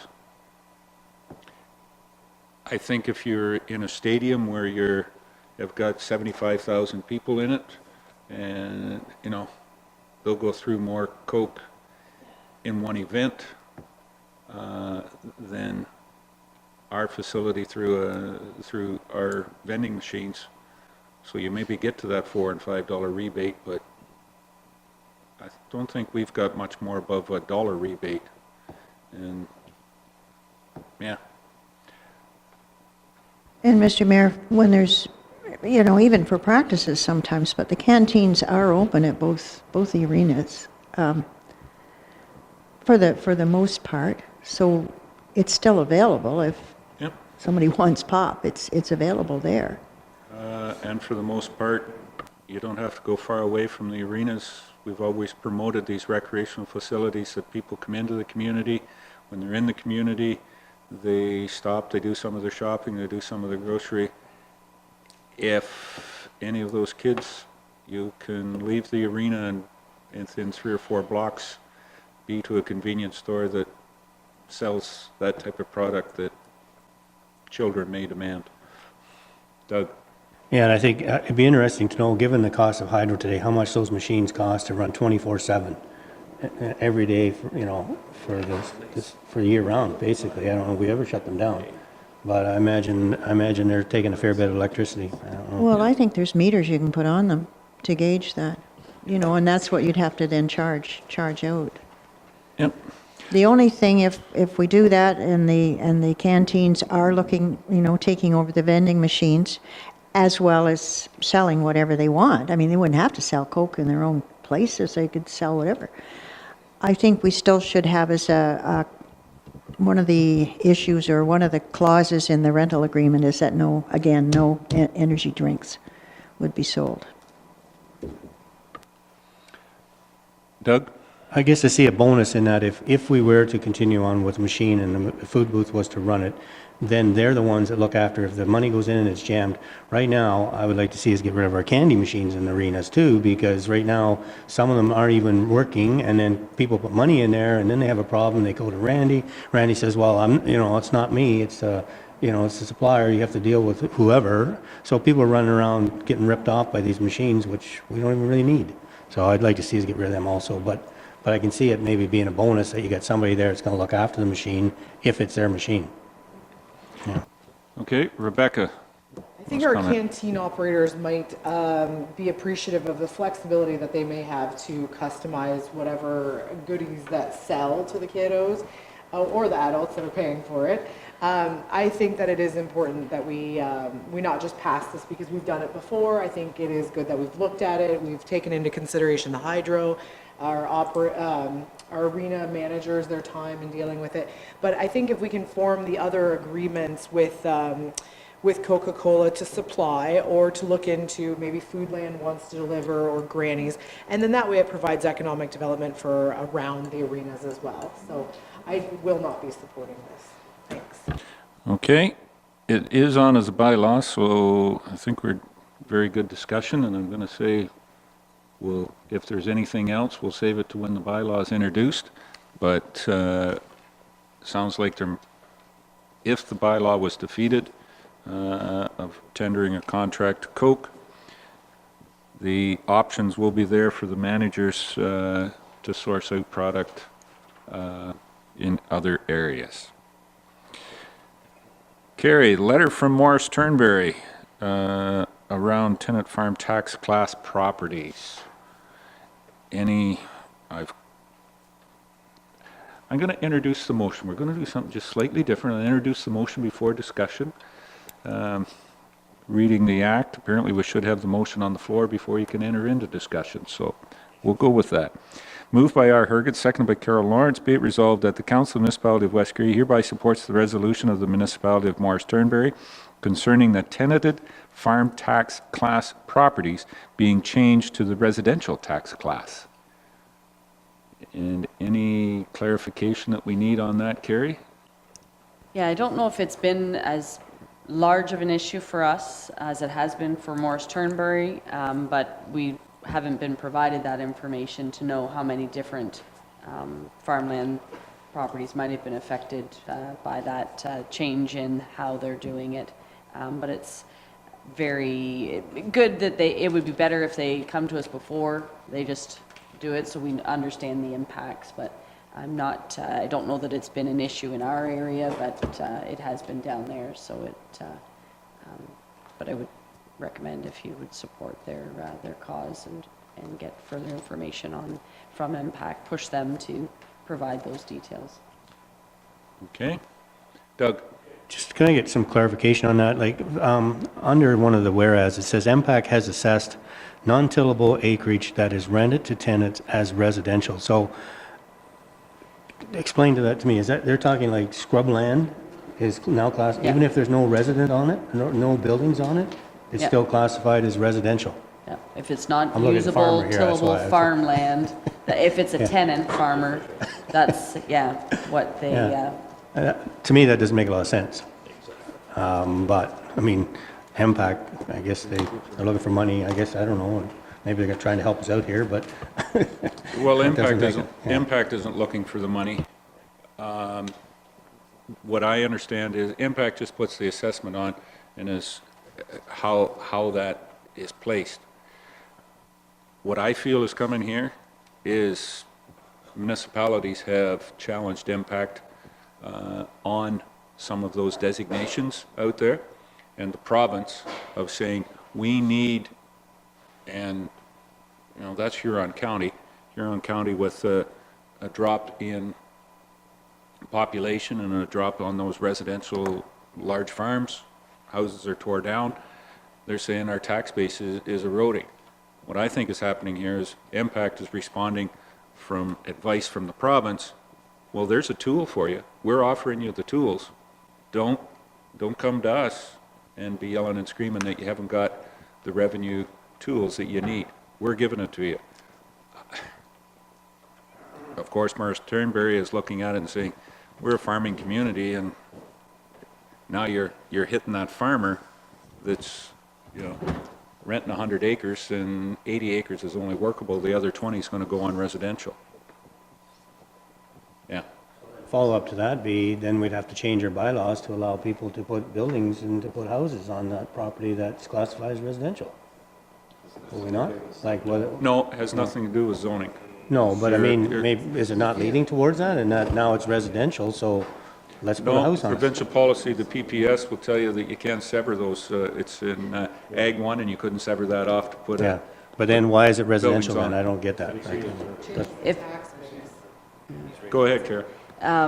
in order for it to qualify in farmland, you have to meet the valid farmer making X number of dollars of income. So then that gets you the advantage of participating in the farmland tax program. By default, even if it is workable land and you do not meet those qualifications or to participate, it goes into the residential category. So it's defaulting it back to because there is no other category. It's residential unless you're participating in managed forest, unless you're participating in the farmland program. Then it's 100 acres. If you choose not to have a tenant farmer or yourself farming it, would be in the residential category if you're not satisfying those program requirements. And I can tell you, we've had that issue with a couple of property owners that own it, but have it rented out. There is an onus on them to make sure that their paperwork from year to year to year, and because it's a yearly thing, to be there to get that farm tax. Because if not, bang, you're defaulted. If you don't file, you're defaulted automatically into being residential. So instead of the farm being taxed at 25%, now it's 100%. And when the individual gets their tax bill, I can tell you, the mayor gets a call right away. Yeah. Then I defer it to Carrie, and Carrie says, you didn't do your paperwork. It's not our fault, and we can't do anything to change it until you do your paperwork. Anyways, okay. So, great discussion. Any other discussion on it? Call of the vote. All those in favor? Supporting Morris Turnberry. Any opposed? That's carried. All right. Anything else, Carrie? Nope. You are working this after for the rest of the week on budgets, no doubt. Okay. Look forward to seeing that. All right. With that taken into account, we should be down to Public Works Infrastructure. Another bylaw that's on.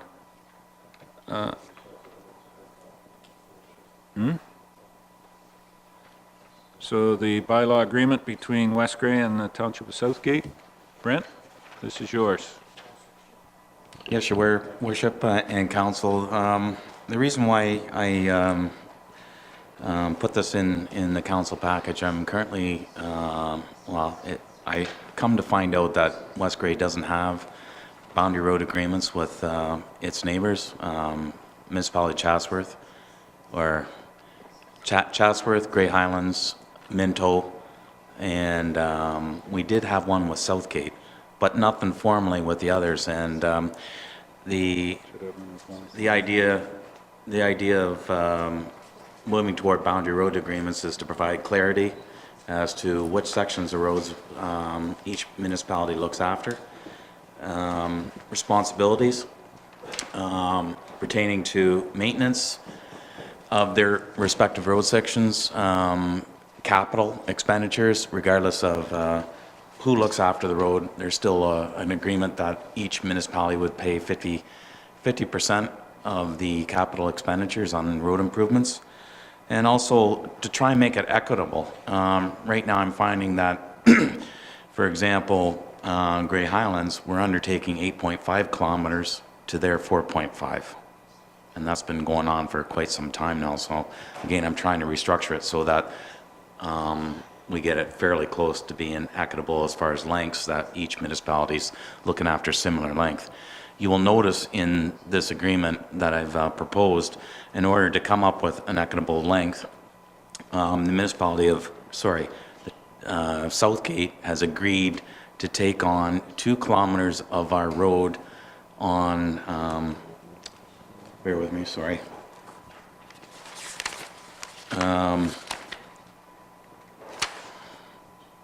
Okay, it would be Side Road 50, north of the town line. And you're going to say, Brent, why are you doing that? Well, again, it's become, so it becomes equitable that we're both maintaining approximately 50%. In the summertime, it would revert back to our own roads. So in other words, that section of road would fall back to West Grey's care for maintenance, outside winter maintenance activities from November 15th to April 15th. Southgate would look after those responsibilities, and then West Grey would look after their own responsibilities in the summertime. So it was again to try and get it so that one municipality isn't doing more than the other. It's just trying to make it equitable and fair that way. So very hard boundary to determine or to try and make it fair. We met with Southgate a couple weeks ago to review that, and just because of the parts and pieces along that boundary, it was more efficient for one to do one than the other. For example, Marshall Heights, because of that subdivision in there, that plow, or the plow that comes down to service Marshall Heights, has to come across the town line. We said, if we have to do that, we might as well plow it, because we're already plowing one way into Marshall Heights. And then we did the trade-off with some other roads to, like I said, to try and bring it up so that it's equitable and fair. And again, that's the purpose of my meetings with, I'm meeting with Grey Highlands next week to undertake that very thing, is to try and make sure that we have knowledge, or that we each know our responsibilities, and bring that more even. Instead of us doing the lion's share of the winter maintenance, it's we get it a lot more fair. Okay, Deputy Mayor Bell, Joe? Real, Brandon, that was received warmly by Southgate? He was Jim Ellis was going to take this to his council next week. They, from my knowledge, like he met with his staff, and I had Tim involved in this process too. I just didn't, I wanted to make sure that it was doable. Yep. Because I didn't want us doing something that whatever our equipment couldn't get to. So. Right. So it should be received warmly from Grey Highlands also then? I'm hoping so. Okay. He's bringing it to council next week. Thank you. Councillor Lawrence, Carol? Well, I just wondered, we have this coming up in our bylaws. Are we being a bit premature to pass the bylaw until we know if the others are in agreement, if it's gone to their Well, council? somebody asked, I mean, I guess, if we can pass it and they don't, then I Just guess have we'll to have to come rescind it. back, but, yeah, I think it, Okay. yeah. If we waited back and forth, you blink, we blink. Well, one of us that, is yeah, out. I just, No, I think this is the point that, we can sign it, and Okay. if there's some amendments come back, we could look at it, but got to get the ball rolling. I thanks. believe their council are aware of it, Councillor Lawrence. They are aware of this agreement coming forward. No, I wasn't It's- talking about them being aware. I was talking about them being in agreement. Okay. All right, thanks, Brent.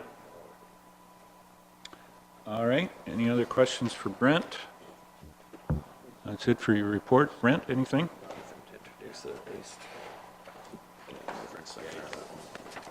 Go ahead, Brent. Your Worship, there are a couple of things I just want to bring to light that came up suddenly. The Durham Walkway Bridge, I provided emails this morning, and I apologize for all the confusion on it. I was a little confused myself, but having talked to the contractor this past weekend, he provided me pictures, and it's an example of the staining or the actual color of what the bridge will look like, and I'm hoping council would still approve. Still not the same stain, but a darker stain for the railing and the browner or reddish stain for the structural part of it. But I thought the picture in the bridge looked quite well. Okay, Doug? So Brent, those pictures, is that with the darker stain on it or not? It is, okay. Yep. So it's still going to be light, but it's darker than what we saw in that original picture you showed us? right? Oh, yeah. Yeah. Carol? Okay. Well, I just want to say I was satisfied with it because the railings themselves are dark. It's the undercarriage and along the sides that's light. And That's correct. yeah, Yeah. no, it looked good. I thought it looked good. Okay.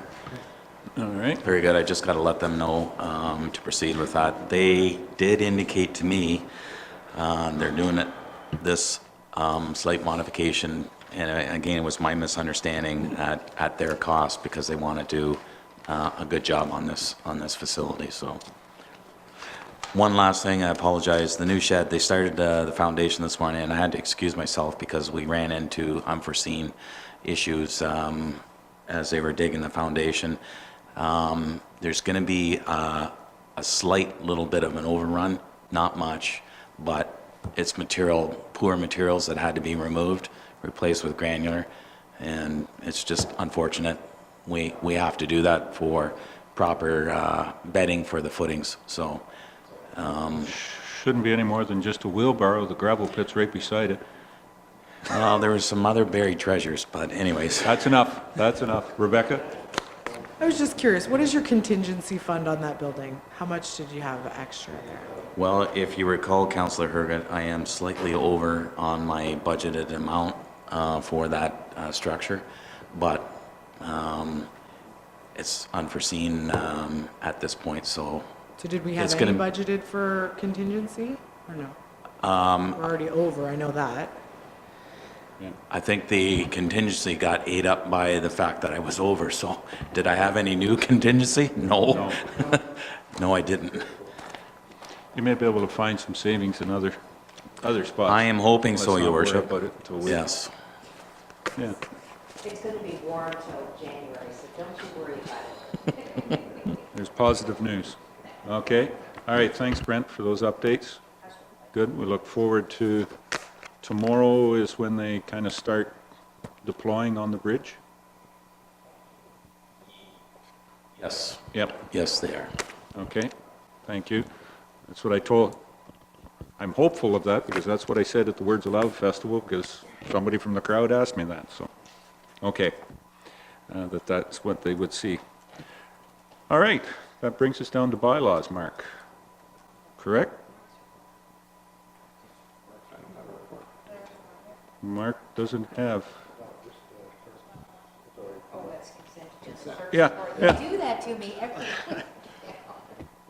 Well, I thought if I did it to you every time, you know. I've you- learned. Yeah. Thank you. I do have a question, though. Could I ask It's a question? Brent? Certainly, go ahead. I'm sorry, I didn't read consent, I just saw clerk's report.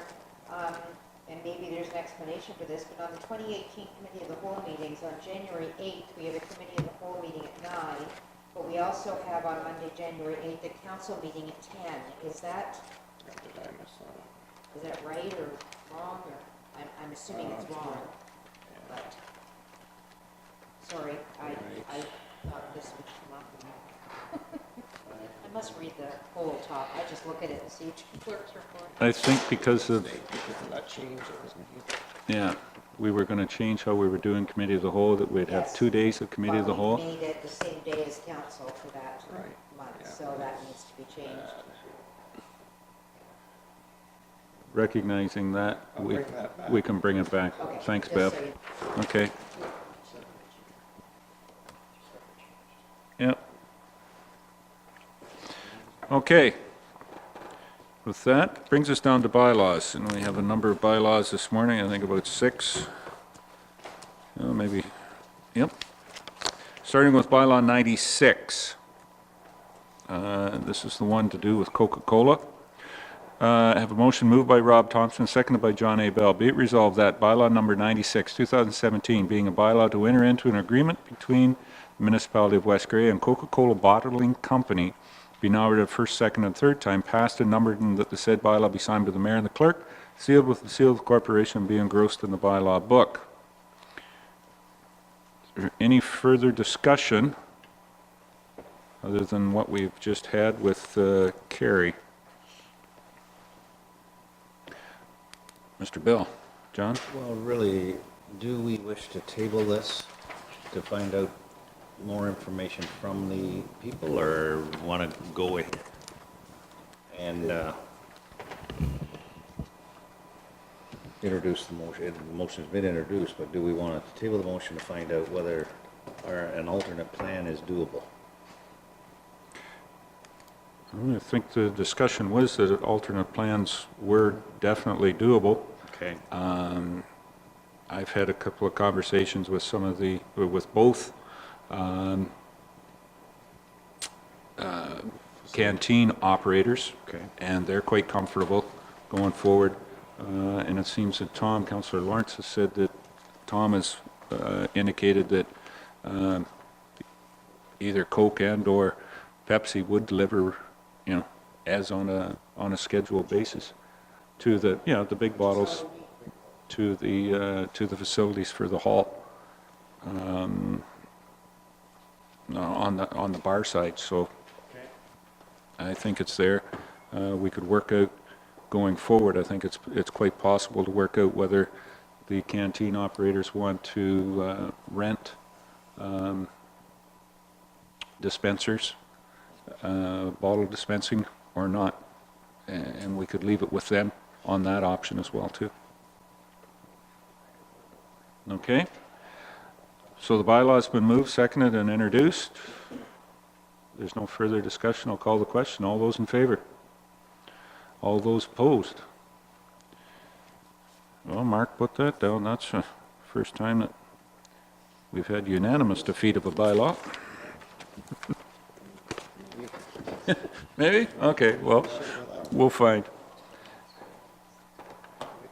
Bylaw 101. Yep.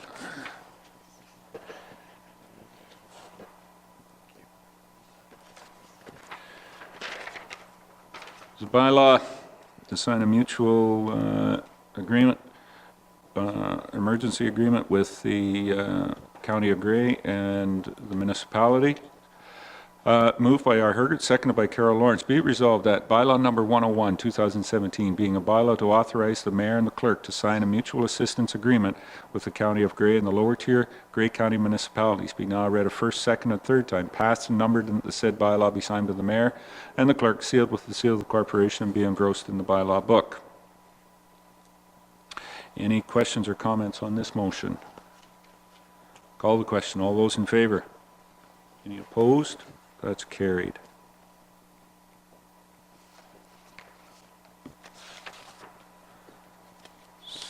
Next one is bylaw 102.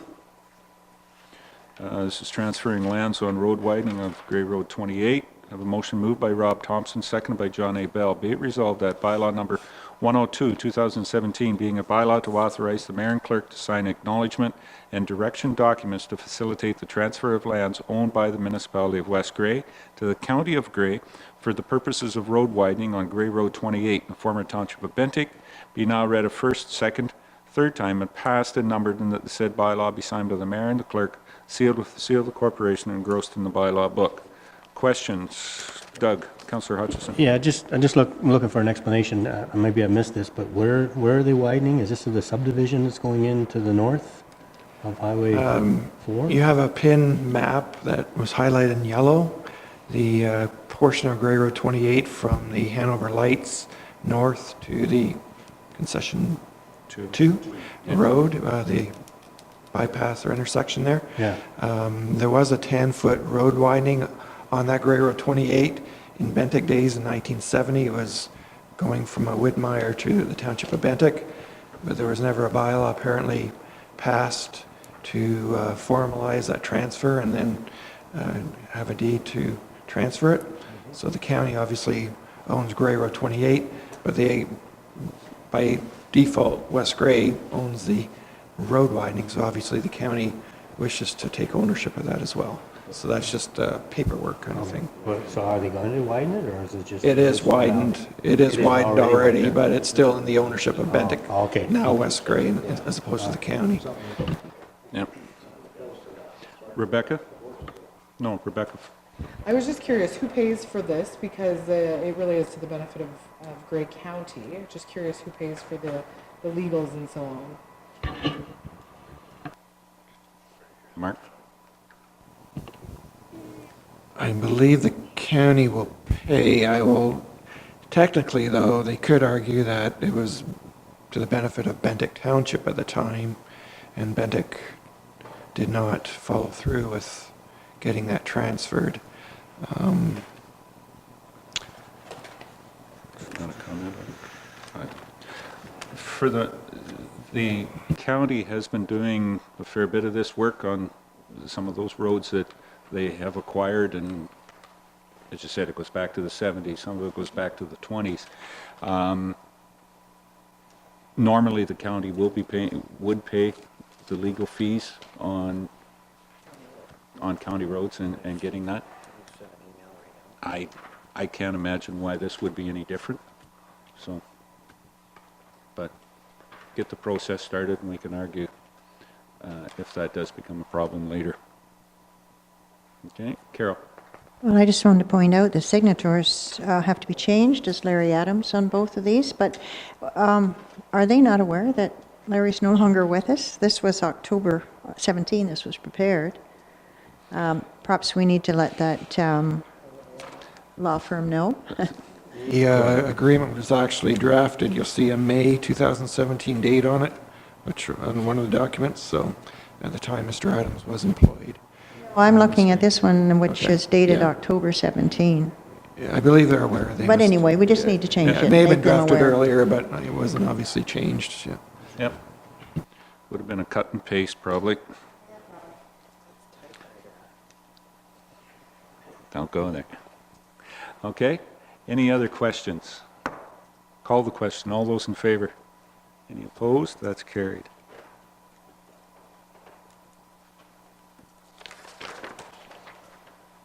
Next one is under the municipal drain and appointing a drainage superintendent. Bylaw 103, moved by Bev Cutting, seconded by Rob Thompson. Be it resolved that bylaw number 103, 2017, being a bylaw to appoint a municipal drainage superintendent pursuant to the Drainage Act RSO 1990, Cobide Engineering, be now read a first, second, and third time, passed and numbered, and that the said bylaw be signed by the mayor and the clerk, sealed with the seal of the corporation, and engrossed in the bylaw book. Any questions or comments on this? Call the question. All those in favor? Any opposed? That's carried.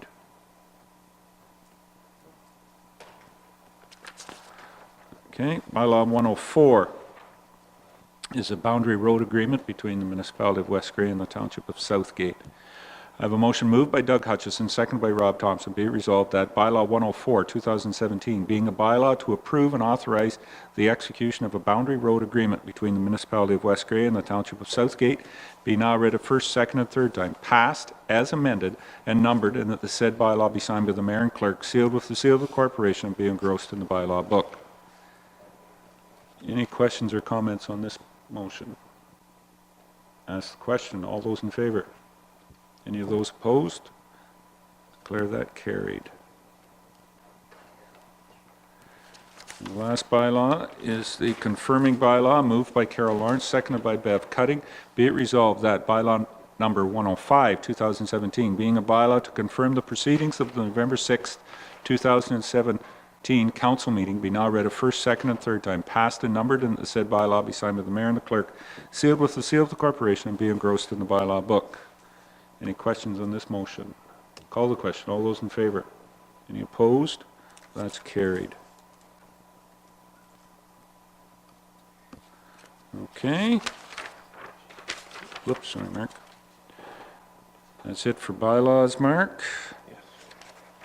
That moves us down to new business.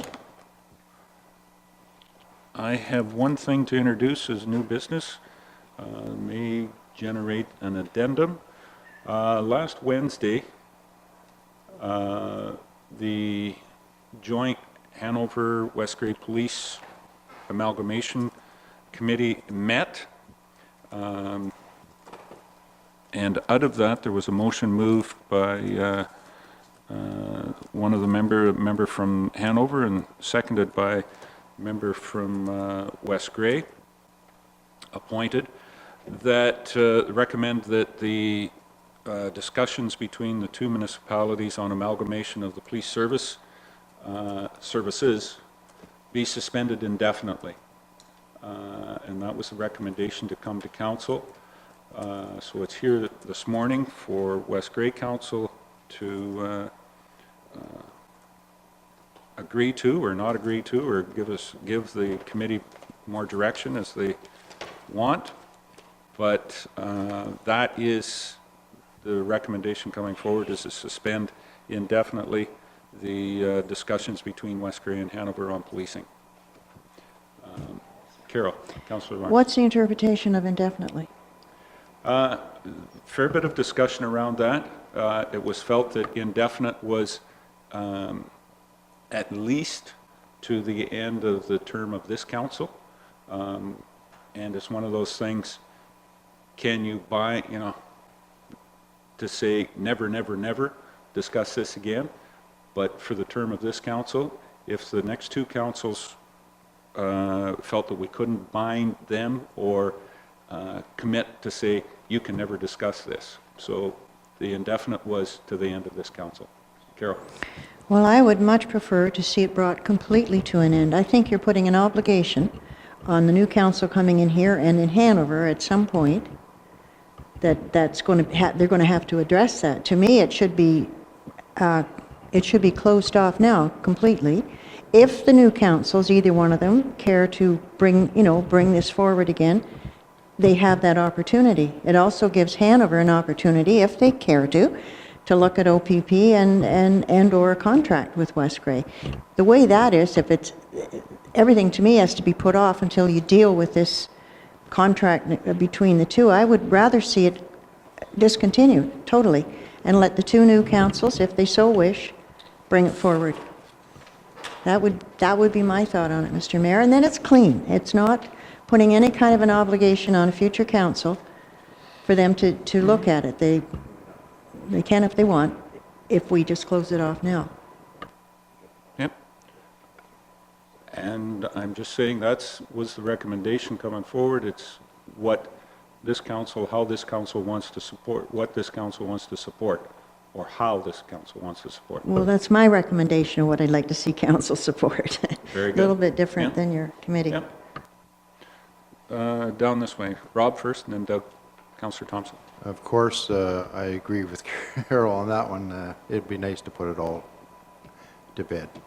But however, that's the wishes of everyone, and so be it. Okay. Doug?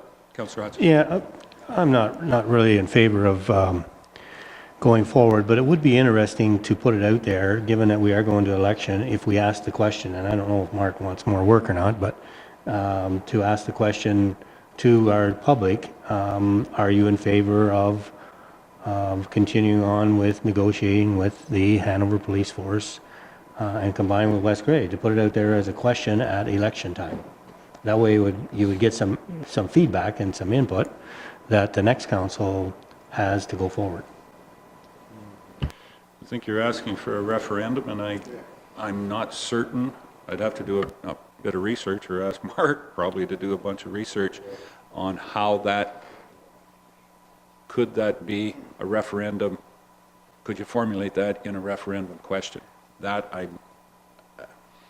when it comes in working with that partnership, I don't think that you can, but look to Mark and then Carol. So a question has to be answerable yes or no, so you'd have to craft it accordingly. You'd have to look at the timeframes for doing so. I do have a bit of a reticence of further somewhat complicating the voting process, given that we are going to a new form of elections. So that will create another step in the process. Whether it creates confusion or not, perhaps not, but I'm just a little leery doing that since it is quite a drastic change from our manual or paper ballot process. But that is, I can certainly bring back a report to council if they wish. Carol?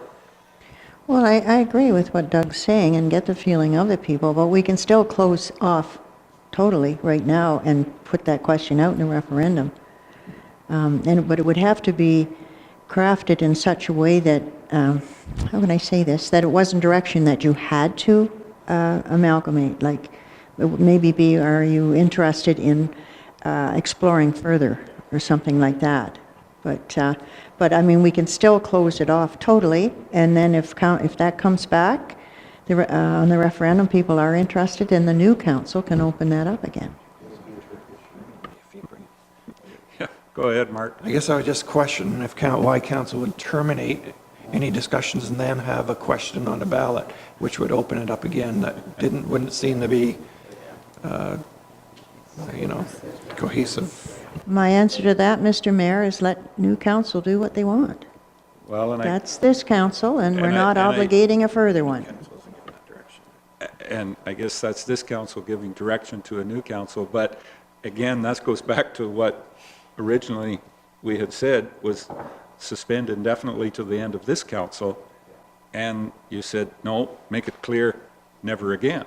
So I think we're getting into a broader discussion on the motion that should be on the table here is, at this point, the committee has brought it back in discussion, and I will take direction from council that the committee that is struck by the two councils of today be dissolved and no more going forward.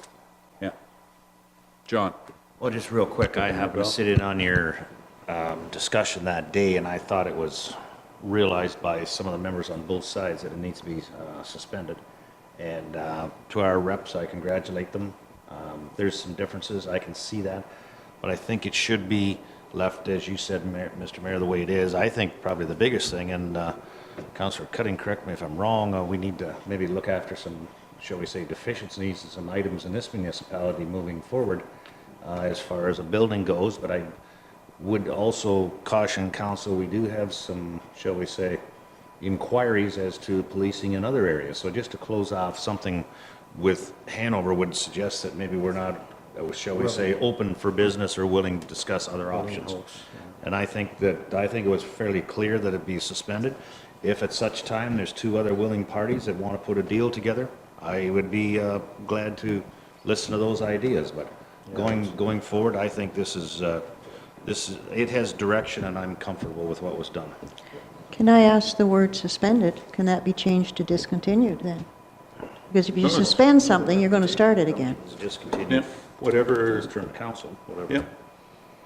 I'm just, there was And no I just- absolute the recommendation. Yeah, I just did want to say too, as far as the other inquiries as to other areas, we still need the building in the center of West Gray because other areas are a long way from some areas of West Gray. So Yep. regardless, it has to be in the center here, whether it's Hanover or whether it's somewhere else on our boundary that want us to do it. Doug, sorry. Yeah, to me, it sounds like, are we not, the word suspended, to me, sounds the wording we should be using. Is it not suspended at this time? Which leaves it open to further discussion down the road, whether it be next council or two councils or whatever. Is that not the recommendation coming from your group was suspended? I believe the recommendation coming from the committee was suspended. We're suspending discussions until, at a minimum, to the end of this council. If there's no, whoever wants to move a motion, if they want to move it with whatever language, but that's the recommendation. I mean, the council can give direction to the committee, no, continue on and keep working. I'm not hearing that from this council, but it was just, we needed to come back to get, from the committee perspective, it was suspend the talks until minimum the end of this term of council. Rebecca. I also had the privilege of coming last week and listening to some of the meeting regarding the police joint board of the police services and working together towards amalgamation. It appeared to me as though the discussions really hadn't progressed at all, right? We were still talking about a building and where, and I do appreciate our members that served on that to see and investigate if that was an option. It just really, there was no movement forward, and maybe that's, maybe in the future we have other options and other partners we can look forward to, but obviously the principal reason for the police service is to protect our own people, and we need to do that, and I think ending these discussions will allow us to look at other options. Thanks for your service, though, to our community regarding that. Thanks, Rebecca. All right, so we'll go ahead, Mark. I guess whichever way council decides, if you want to craft the motion stating until a new term of council, are you not kind of giving direction or implying that the new term of council will deal with that? I wonder if that wording should not be included in a resolution. If you wish to suspend, then just suspend the discussions. Might be most appropriate. I think so. I don't think we have any right to direct. No.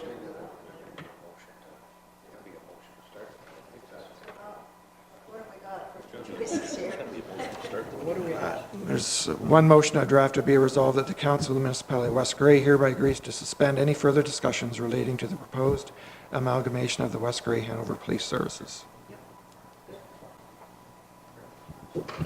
Yep. All right. Can we do that under new business? Oh, sorry. Motion? No, well, You can just hold on to it down there. Yeah, I was going to say this would be an addendum or a notice of motion. Doesn't, yeah. Okay, any other new business? Seeing none, we're down to addendums, notice of motion or direct motions. From the previous discussion, we have, there would be a direct motion coming forward on the amalgamation of the Hanover West Grey Police Services. I need a 2/3 majority to introduce that direct motion. All those in favor of the direct motion? Any opposed? That's carried. All right. Councillor Lawrence, I believe you have the motion. No, just moved and seconded, and I can introduce it.